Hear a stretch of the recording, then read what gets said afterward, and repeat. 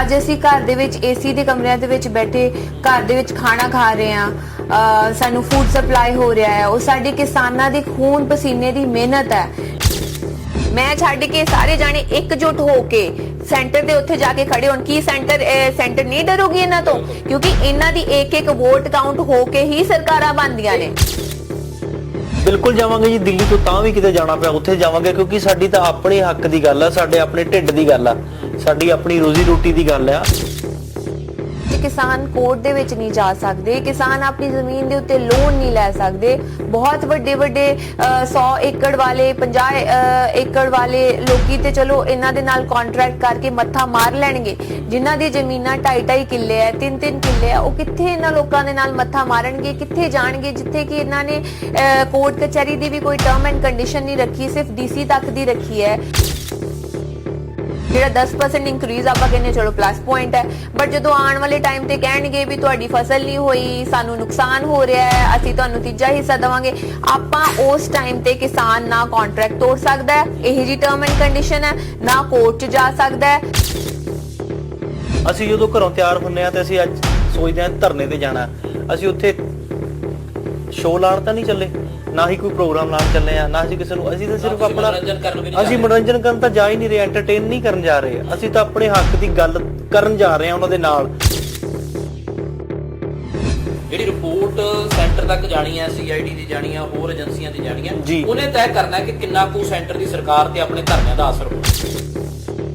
और जे ਆਪਾਂ ਇਹ ਸੋਚਦੇ ਹਾਂ ਵੀ ਹਾਂ ਆਪਾਂ ਇਹ ਸਾਰੀਆਂ ਚੀਜ਼ਾਂ ਤੋਂ ਡਰਦੇ ਹਾਂ ਔਰ ਜਾਂ ਫਿਰ ਪੁਲਿਸ ਦੇ ਡੰਡਿਆਂ ਤੋਂ ਡਰਦੇ ਹਾਂ ਜਾਂ ਗਵਰਨਮੈਂਟ ਤੋਂ ਡਰਦੇ ਹਾਂ, ਤੇ ਫਿਰ ਇੰਨੇ ਬੇਬਾਕ ਹੋ ਕੇ ਅਸੀਂ ਇੰਟਰਵਿਊ ਨਾ ਦੇ ਰਹੇ ਹੁੰਦੇ ਤੁਹਾਡੇ ਨਾਲ, ਜਾਂ ਇੰਨੇ ਬੇਬਾਕ ਹੋ ਕੇ ਅਸੀਂ ਬਾਹਰ ਪ੍ਰੋਟੈਸਟ ਦੇ ਵਿੱਚ ਨਾ ਖੜੇ ਹੁੰਦੇ। ਇਸ ਬਿੱਲ ਦੇ ਨੁਕਸਾਨਾਂ ਬਾਰੇ ਪਤਾ ਹੋਣਾ ਚਾਹੀਦਾ ਹੈ। ਇਸ ਟਾਈਮ ਤੇ ਕੋਈ ਪੋਲੀਟੀਕਲ ਏਜੰਡਾ ਲੈ ਕੇ ਕਿਸੇ ਨੂੰ ਨਹੀਂ ਚੱਲਣਾ ਚਾਹੀਦਾ, ਇੰਨਾ ਸੈਲਫਿਸ਼ ਨਹੀਂ ਹੋਣਾ ਚਾਹੀਦਾ। ਇਸ ਟਾਈਮ ਤੇ ਸਾਰਿਆਂ ਨੂੰ ਇਹ ਸੋਚ ਰੱਖ ਕੇ ਚੱਲਣਾ ਚਾਹੀਦਾ ਵੀ ਅਸੀਂ ਇੱਕ ਝੰਡੇ ਦੇ ਥੱਲੇ ਇਕਜੁੱਟ ਹੋ ਕੇ ਚੱਲੀਏ। ਸਤਿ ਸ਼੍ਰੀ ਅਕਾਲ ਜੀ, ਮੈਂ ਹਾਂ ਰਣਬੀਰ ਸਿੰਘ ਰਾਣਾ ਤੇ ਪਿਛਲੇ ਕਈ ਦਿਨਾਂ ਤੋਂ ਲਗਾਤਾਰ ਕਿਸਾਨ ਦੇ ਵਿਰੋਧ ਦੇ ਵਿੱਚ ਜਿਹੜੇ ਖੇਤੀ ਕਾਨੂੰਨ ਬਣੇ ਨੇ ਉਸ ਨੂੰ ਲੈ ਕੇ ਪ੍ਰੋਟੈਸਟ ਚੱਲ ਰਿਹਾ ਹੈ। ਤੇ ਵੱਡੀ ਗੱਲ ਇਹ ਹੈ ਕਿ ਇਹਨਾਂ ਸੰਘਰਸ਼ਾਂ ਦੇ ਵਿੱਚ ਪੰਜਾਬ ਦੇ ਕਲਾਕਾਰ ਹੋਣ, ਹਰਿਆਣਾ ਦੇ ਕਲਾਕਾਰ ਹੋਣ, ਉਹ ਅੱਗੇ ਆਏ ਨੇ, ਪੰਜਾਬੀ ਗਾਇਕ ਅਤੇ ਅਦਾਕਾਰ ਅੱਗੇ ਆਏ ਨੇ। ਅਤੇ ਇਸ ਵੇਲੇ ਸਾਡੇ ਨਾਲ ਸੋਨੀਆ ਮਾਨ ਨੇ ਅਤੇ ਮਹਿਤਾਬ ਵਿਰਕ ਨੇ, ਜਿਹੜੇ ਪਿਛਲੇ ਕਈ ਦਿਨਾਂ ਤੋਂ ਲਗਾਤਾਰ ਕਿਸਾਨਾਂ ਦੇ ਹੱਕ ਦੇ ਵਿੱਚ ਆਵਾਜ਼ ਵੀ ਬੁਲੰਦ ਕਰ ਰਹੇ ਨੇ। ਸਭ ਤੋਂ ਪਹਿਲਾਂ ਤਾਂ ਸਵਾਗਤ ਹੈ ਤੁਹਾਡਾ ਡੇਲੀ ਪੋਸਟ ਪੰਜਾਬੀ। ਜੀ ਪਿਆਰ ਭਰੀ ਸਤਿ ਸ਼੍ਰੀ ਅਕਾਲ ਜੀ। ਡੇਲੀ ਪੋਸਟ ਸੋਨੀਆ ਮਾਨ ਜੀ ਤੇ ਮਹਿਤਾਬ ਜੀ, ਸਾਨੂੰ ਕਈ ਵਾਰੀ ਇਦਾਂ ਲੱਗਦਾ ਹੈ ਕਿ ਜਿਹੜੇ ਕਲਾਕਾਰ ਨੇ ਉਹ ਵੈਨਿਟੀ ਵੈਨ 'ਚ ਬੈਠਦੇ ਨੇ, ਉਹ ਮੇਕਅਪ ਕਰਾਉਂਦੇ ਨੇ, ਉਹ ਏਸੀਆਂ ਦੇ ਵਿੱਚ ਬੈਠਦੇ ਨੇ ਤੇ ਇਹਨਾਂ ਸੰਘਰਸ਼ਾਂ ਦਾ ਹਿੱਸਾ ਬੜਾ ਔਖਾ ਹੁੰਦਾ ਬਣਨਾ। ਪਰ ਜਦੋਂ ਤੋਂ ਤੁਹਾਨੂੰ ਦੇਖ ਰਹੇ ਹਾਂ ਪਿਛਲੇ ਕਈ ਦਿਨਾਂ ਤੋਂ, ਤੁਸੀਂ ਵੀ ਸੰਘਰਸ਼ ਦੇ ਵਿੱਚ ਗਏ ਹੋ, ਚਾਹੇ ਸ਼ਹੀਦ ਆਜ਼ਮ ਭਗਤ ਸਿੰਘ ਦੀ ਗੱਲ ਹੋਵੇ, ਏਅਰਪੋਰਟ ਦੇ ਨਾਮ ਦੀ ਗੱਲ ਹੋਵੇ, ਆਪ ਤੁਸੀਂ ਸੰਘਰਸ਼ ਦੇ ਵਿੱਚ ਹਿੱਸਾ ਲੈ ਰਹੇ ਹੋ। ਕਿਵੇਂ ਮਹਿਸੂਸ ਹੋ ਰਿਹਾ ਹੈ ਇਹਨਾਂ ਸੰਘਰਸ਼ ਦੇ ਵਿੱਚ ਜਾ ਕੇ ਤੁਹਾਨੂੰ? ਜੀ ਜਿੱਥੇ ਆਂਦੀ ਹੈ ਸਾਡੇ ਆਪਣੇ ਹੱਕਾਂ ਵਾਸਤੇ, ਸਾਡੇ ਕਿਸਾਨੀ ਹੱਕਾਂ ਵਾਸਤੇ, ਅਸੀਂ ਕਿਸਾਨ ਫੈਮਿਲੀ ਨੂੰ ਬਿਲੋਂਗ ਕਰਦੇ ਹਾਂ ਔਰ ਮੈਨੂੰ ਲੱਗਦਾ ਹੈ ਕਿ ਜੇ ਅਸੀਂ ਇਸ ਟਾਈਮ ਤੇ ਆਪਣੇ ਕਿਸਾਨਾਂ ਵਾਸਤੇ ਆਪਣੀ ਆਵਾਜ਼ ਬੁਲੰਦ ਨਹੀਂ ਕਰਾਂਗੇ ਔਰ ਬਾਹਰ ਨਹੀਂ ਆਵਾਂਗੇ ਤੇ ਕੌਣ ਆਊਗਾ? ਔਰ ਉੱਥੇ ਸਾਡੀ ਇਹ ਚੀਜ਼ਾਂ ਮੈਟਰ ਨਹੀਂ ਕਰਦੀਆਂ ਕਿ ਅਸੀਂ ਏਸੀ ਦੇ ਕਮਰਿਆਂ ਦੇ ਵਿੱਚ ਬੈਠੇ ਹਾਂ। ਜੇ ਅੱਜ ਅਸੀਂ ਘਰ ਦੇ ਵਿੱਚ ਏਸੀ ਦੇ ਕਮਰਿਆਂ ਦੇ ਵਿੱਚ ਬੈਠੇ ਘਰ ਦੇ ਵਿੱਚ ਖਾਣਾ ਖਾ ਰਹੇ ਹਾਂ, ਸਾਨੂੰ ਫੂਡ ਸਪਲਾਈ ਹੋ ਰਿਹਾ ਹੈ, ਉਹ ਸਾਡੇ ਕਿਸਾਨਾਂ ਦੀ ਖੂਨ ਪਸੀਨੇ ਦੀ ਮਿਹਨਤ ਹੈ। ਜਿਹੜੀ ਅਸੀਂ ਘਰੇ ਏਸੀਆਂ ਦੇ ਕਮਰਿਆਂ ਦੇ ਵਿੱਚ ਬੈਠ ਕੇ ਅਸੀਂ ਰਾਈਸ ਖਾ ਰਹੇ ਹਾਂ, ਅਸੀਂ ਕਿਸੇ ਵੀ ਤਰੀਕੇ ਦਾ ਦਾਲਾਂ ਖਾ ਰਹੇ ਹਾਂ, ਉਹ ਸਾਰਾ ਦਿਨ ਮਿਹਨਤ ਕਰਦੇ ਆ ਤਾਂ ਦੀ ਅਸੀਂ ਉਹ ਖਾ ਪਾਉਂਦੇ ਆ। ਇਸੇ ਕਰਕੇ ਲੋੜ ਮਹਿਸੂਸ ਹੋਈ ਕਿ ਜਿਹੜਾ ਫੂਡ ਹੈ, ਜਿਹੜਾ ਭੋਜਨ ਹੈ, ਉਹ ਸਾਡੇ ਤੱਕ ਕਿਸਾਨ ਪਹੁੰਚਾਉਂਦਾ ਹੈ। ਅਸੀਂ ਅੰਨਦਾਤਾ ਕਹਿੰਦੇ ਹਾਂ ਉਹਨੂੰ। ਅੱਜ ਅੰਨਦਾਤਾ ਨੂੰ ਲੋੜ ਹੈ, ਅੱਜ ਤੁਸੀਂ ਨਾਲ ਖੜੇ ਹੋ ਜੀ। ਅਸੀਂ ਬਿਲਕੁਲ ਨਾਲ ਖੜੇ ਹਾਂ ਔਰ ਐਕਚੁਅਲੀ ਮੇਰੇ ਫਾਦਰ ਸਾਹਿਬ ਨੇ ਵੀ ਸਾਰੀ ਆਪਣੀ ਜ਼ਿੰਦਗੀ ਸਰਦਾਰ ਬਲਦੇਵ ਸਿੰਘ ਮਾਨ ਨੇ ਕਿਸਾਨਾਂ ਵਾਸਤੇ ਦੇ ਦਿੱਤੀ ਸੀਗੀ, ਮਜ਼ਦੂਰਾਂ ਵਾਸਤੇ ਦੇ ਦਿੱਤੀ ਸੀਗੀ। ਉਹ ਸ਼ਹੀਦ ਹੋਏ ਸੀਗੇ, ਉਹਨਾਂ ਦੇ ਹੱਕਾਂ ਦੇ ਵਿੱਚ ਲੜਦੇ ਉਹ ਕਿਸਾਨ ਯੂਨੀਅਨ ਲੀਡਰ ਸੀਗੇ ਪੰਜਾਬ ਦੇ। ਔਰ ਮੈਨੂੰ ਉਹਨਾਂ ਤੋਂ ਬਹੁਤ ਸਾਰੀਆਂ ਚੀਜ਼ਾਂ ਜਿਹੜੀਆਂ ਉਹ ਆਖਿਰ ਦੇ ਵਿੱਚ ਮੇਰੇ ਵਾਸਤੇ ਚਿੱਠੀ ਦੇ ਵਿੱਚ ਲਿਖ ਕੇ ਗਏ ਸੀਗੇ ਕਿ ਤੂੰ ਹਮੇਸ਼ਾ ਹੀ ਆਪਣੇ ਕਿਸਾਨਾਂ ਦੀ ਆਵਾਜ਼ ਬਣਨਾ ਹੈ ਔਰ ਹਮੇਸ਼ਾ ਕੋਈ ਵੀ सोसाइटी दे विच इशू जिहड़ा होवे और जो गलत हो रहा होवे ओदे वास्ते तू आवाज बनना है। सो मैनू ये लगा कि इस टाइम ते ਮੈਨੂੰ ਕੀ ਸਾਡੇ ਸਾਰੇ ਪੰਜਾਬ ਦੇ ਜਿੰਨੇ ਵੀ ਕਲਾਕਾਰ ਨੇ, ਜਿੰਨਾ ਯੂਥ ਹੈ, ਸਾਨੂੰ ਸਾਰਿਆਂ ਨੂੰ ਇੱਕ ਝੰਡੇ ਥੱਲੇ ਬਾਹਰ ਨਿਕਲ ਕੇ ਵਿਦਆਊਟ ਐਨੀ ਪੋਲੀਟੀਕਲ ਏਜੰਡਾ ਸਾਨੂੰ ਕਿਸਾਨਾਂ ਵਾਸਤੇ ਆਪਣੀ ਆਵਾਜ਼ ਬੁਲੰਦ ਕਰਨੀ ਚਾਹੀਦੀ ਹੈ। ਮਹਿਤਾਬ, ਹਾਲਾਂਕਿ ਤੁਸੀਂ ਹਰਿਆਣਾ ਤੋਂ ਤੇ ਹਰਿਆਣਾ ਤੇ ਪੰਜਾਬ ਦਾ ਇਕੱਠਾ ਹੀ ਇਸ਼ੂ ਹੈ, ਕਿਉਂਕਿ ਜੇ ਹਰਿਆਣਾ ਛੋਟਾ ਭਰਾ ਹੈ ਤਾਂ ਪੰਜਾਬ ਵੱਡਾ ਭਰਾ ਹੈ 1966 ਦੇ ਵਿੱਚ ਜਦੋਂ ਪੰਜਾਬ ਬਣਿਆ। ਤੇ ਹੁਣ ਹਰਿਆਣਾ ਦੇ ਵਿੱਚ ਮਾਹੌਲ ਕੀ ਹੈ ਜਦੋਂ ਤੁਸੀਂ ਉੱਥੋਂ ਦੇ ਯੂਥ ਨਾਲ ਗੱਲ ਕਰਦੇ ਹੋ ਖਾਸ ਕਰਕੇ? ਬਿਲਕੁਲ ਜੀ, ਪਹਿਲੀ ਗੱਲ ਤਾਂ ਚਲੋ ਅਸੀਂ ਸਾਰੇ ਕਿਸਾਨ ਪਰਿਵਾਰ ਤੋਂ ਬਿਲੋਂਗ ਕਰਦੇ ਆ, ਪਿੰਡਾਂ 'ਚ ਰਹੇ ਆ ਔਰ ਪਿੰਡਾਂ 'ਚ ਹੀ ਵੱਡੇ ਹੋਏ ਆ, ਉੱਥੇ ਪੜ੍ਹੇ ਆ। ਉਸ ਤੋਂ ਬਾਅਦ ਚਲੋ ਇਹ ਪ੍ਰੋਫੈਸ਼ਨ ਸਾਡਾ ਗਾਇਕੀ ਬਣ ਗਿਆ ਤੇ ਉਹਦੇ ਲਈ ਸਾਨੂੰ ਵੀ ਹਰਿਆਣੇ ਤੋਂ ਪੰਜਾਬ ਆਉਣਾ ਪਿਆ, ਕਿਉਂਕਿ ਪੰਜਾਬ ਦੇ ਵਿੱਚ ਗਾਇਕੀ ਦਾ ਰੁਝਾਨ ਬਹੁਤ ਜ਼ਿਆਦਾ ਆ। ਸਾਡੇ ਹਰਿਆਣੇ 'ਚ ਕਬੱਡੀ ਦੀਆਂ ਖੇਡਾਂ ਜਾਂ ਇਹ ਚੀਜ਼ਾਂ ਜਿਹੜੀਆਂ ਸਾਡੇ ਸੱਭਿਆਚਾਰਕ ਮੇਲੇ ਹੁੰਦੇ ਆ ਉਹ ਬਹੁਤ ਘੱਟ ਹੁੰਦੇ ਸੀ, ਸੋ ਸਾਨੂੰ ਇੱਥੇ ਆਉਣਾ ਪਿਆ। ਸੋ ਗੱਲ ਇਹ ਆ ਕਿ ਪਹਿਲੀ ਗੱਲ ਤਾਂ ਕੋਈ ਫਰਕ ਨਹੀਂ ਹੈਗਾ, ਹਰਿਆਣਾ ਤੇ ਪੰਜਾਬ ਇੱਕੋ ਚੀਜ਼ ਆ, ਅਸੀਂ ਤਾਂ ਇੱਕੋ ਚੀਜ਼ ਸਮਝਦੇ ਆ। ਔਰ ਜਿੱਥੋਂ ਤੱਕ ਯੂਥ ਦੀ ਗੱਲ ਆ, ਔਰ ਪਿਛਲੇ 3-4 ਦਿਨਾਂ ਤੋਂ ਮੇਰੀ ਜਿੰਨੇ ਵੀ ਯੂਨੀਵਰਸਿਟੀਆਂ ਦੇ ਸਾਡੇ ਦੋਸਤ ਨੇ ਜਾਂ ਕਾਲਜਾਂ 'ਚ ਪੜ੍ਹਦੇ ਆ ਅਜੇ ਵੀ, ਉਹਨਾਂ ਨਾਲ ਜਦੋਂ ਗੱਲਬਾਤ ਚੱਲਦੀ ਆ ਉਹ ਕਹਿੰਦੇ ਆ ਵੀ ਚਲੋ ਬਾਈ ਜੀ ਤੁਸੀਂ ਰਹਿੰਦੇ ਪੰਜਾਬ 'ਚੋਂ, ਤੁਸੀਂ ਵੀ ਕਿਸੇ ਦਿਨ ਹਰਿਆਣੇ ਆਓ, ਆਪਾਂ ਇੱਥੇ ਵੀ ਰੋਸ ਕਰੀਏ। ਕਿਉਂਕਿ ਇੱਕ ਜਿਹੜਾ ਸਾਡਾ ਫੇਸ ਆ, ਅਸੀਂ ਜਦੋਂ ਸਾਹਮਣੇ ਆਵਾਂਗੇ, ਮੂਹਰੇ ਆਵਾਂਗੇ ਤਾਂ ਉਹਨਾਂ ਨੂੰ ਲੱਗਦਾ ਕਿ ਇੱਕ ਕਲਾਕਾਰ ਸੜਕ ਤੇ ਉਤਰਿਆ, ਸਾਨੂੰ ਵੀ ਉਤਰਨਾ ਚਾਹੀਦਾ। ਮੈਨੂੰ ਲੱਗਦਾ ਕਿ ਇਹਦੇ ਨਾਲ ਬਹੁਤ ਫਰਕ ਪੈਂਦਾ ਆ ਜਿਹੜਾ ਤੁਸੀਂ ਆਮ ਇੰਟਰਵਿਊਜ਼ ਦੇ ਵਿੱਚ ਕੁਐਸਚਨ ਪੁੱਛਦੇ ਹੋ। ਔਰ ਰੋਸ ਵਾਲੀ ਗੱਲ ਇਹ ਆ ਕਿ ਜਿਹੜਾ ਸਾਡਾ ਕਰਨਾਲ ਵਾਲੀ ਬੈਲਟ ਆ ਹਾਈਵੇ ਤੇ, ਉਦੋਂ ਬੈਠੇ ਵੀ ਸੀ ਜਿੱਦਣ ਇਹ ਪੰਜਾਬ 'ਚ ਸ਼ੁਰੂ ਹੋਇਆ, ਉਦੋਂ ਹਰਿਆਣੇ ਵਾਲਿਆਂ ਨੇ ਵੀ ਪੂਰਾ ਭਰਪੂਰ ਜ਼ੋਰ ਲਾਇਆ। ਅੰਬਾਲੇ ਤੋਂ ਕੱਲ ਸਾਡੇ ਨਾਲ ਵੀ ਟੀਮ ਆਈ ਹੋਈ ਸੀ ਜਦੋਂ ਅਸੀਂ ਸ਼ਹੀਦ ਆਜਮ ਭਗਤ ਸਿੰਘ ਦੀ ਬਾਰੇ ਗੱਲ ਕੀਤੀ, 에ਅਰਪੋਰਟ ਬਾਰੇ। ਸੋ ਜਿਹੜਾ ਹਿਸਾਰ, ਨਰਵਾਣਾ, ਸਿਰਸਾ ਜਿਹੜਾ ਉਹ ਏਰੀਆ ਆ, ਉਹਦੇ ਵਿੱਚ ਕਿਸਾਨੀ ਗੜ ਬਹੁਤ ਜ਼ਿਆਦਾ ਆ। ਜੇ ਦਿੱਲੀ ਤੱਕ ਜਾਣਾ ਪਿਆ ਮਹਿਤਾਬ, ਜਾਓਗੇ ਕਿ ਜਾਂ ਪ੍ਰੋਟੈਸਟ ਦਾ ਸਿਰਫ ਇਹੀ ਹੈ ਕਿ ਸੰਕੇਤਕ ਹੋ ਗਿਆ ਕਿ ਇੱਕ ਵਾਰ ਸ਼ਾਮਲ ਹੋ ਕੇ ਦੁਬਾਰਾ ਨਹੀਂ ਜਾ ਸਕਦੇ? ਬਿਲਕੁਲ ਜਾਵਾਂਗੇ ਜੀ, ਦਿੱਲੀ ਤੋਂ ਤਾਂ ਵੀ ਕਿਤੇ ਜਾਣਾ ਪਿਆ ਉੱਥੇ ਜਾਵਾਂਗੇ, ਕਿਉਂਕਿ ਸਾਡੀ ਤਾਂ ਆਪਣੇ ਹੱਕ ਦੀ ਗੱਲ ਆ, ਸਾਡੇ ਆਪਣੇ ਢਿੱਡ ਦੀ ਗੱਲ ਆ, ਸਾਡੀ ਆਪਣੀ ਰੋਜ਼ੀ ਰੋਟੀ ਦੀ ਗੱਲ ਆ। ਔਰ ਅਸੀਂ ਖੇਤੀ ਤੋਂ ਬਿਨਾਂ ਕਰਨਾ ਵੀ ਕੀ ਆ?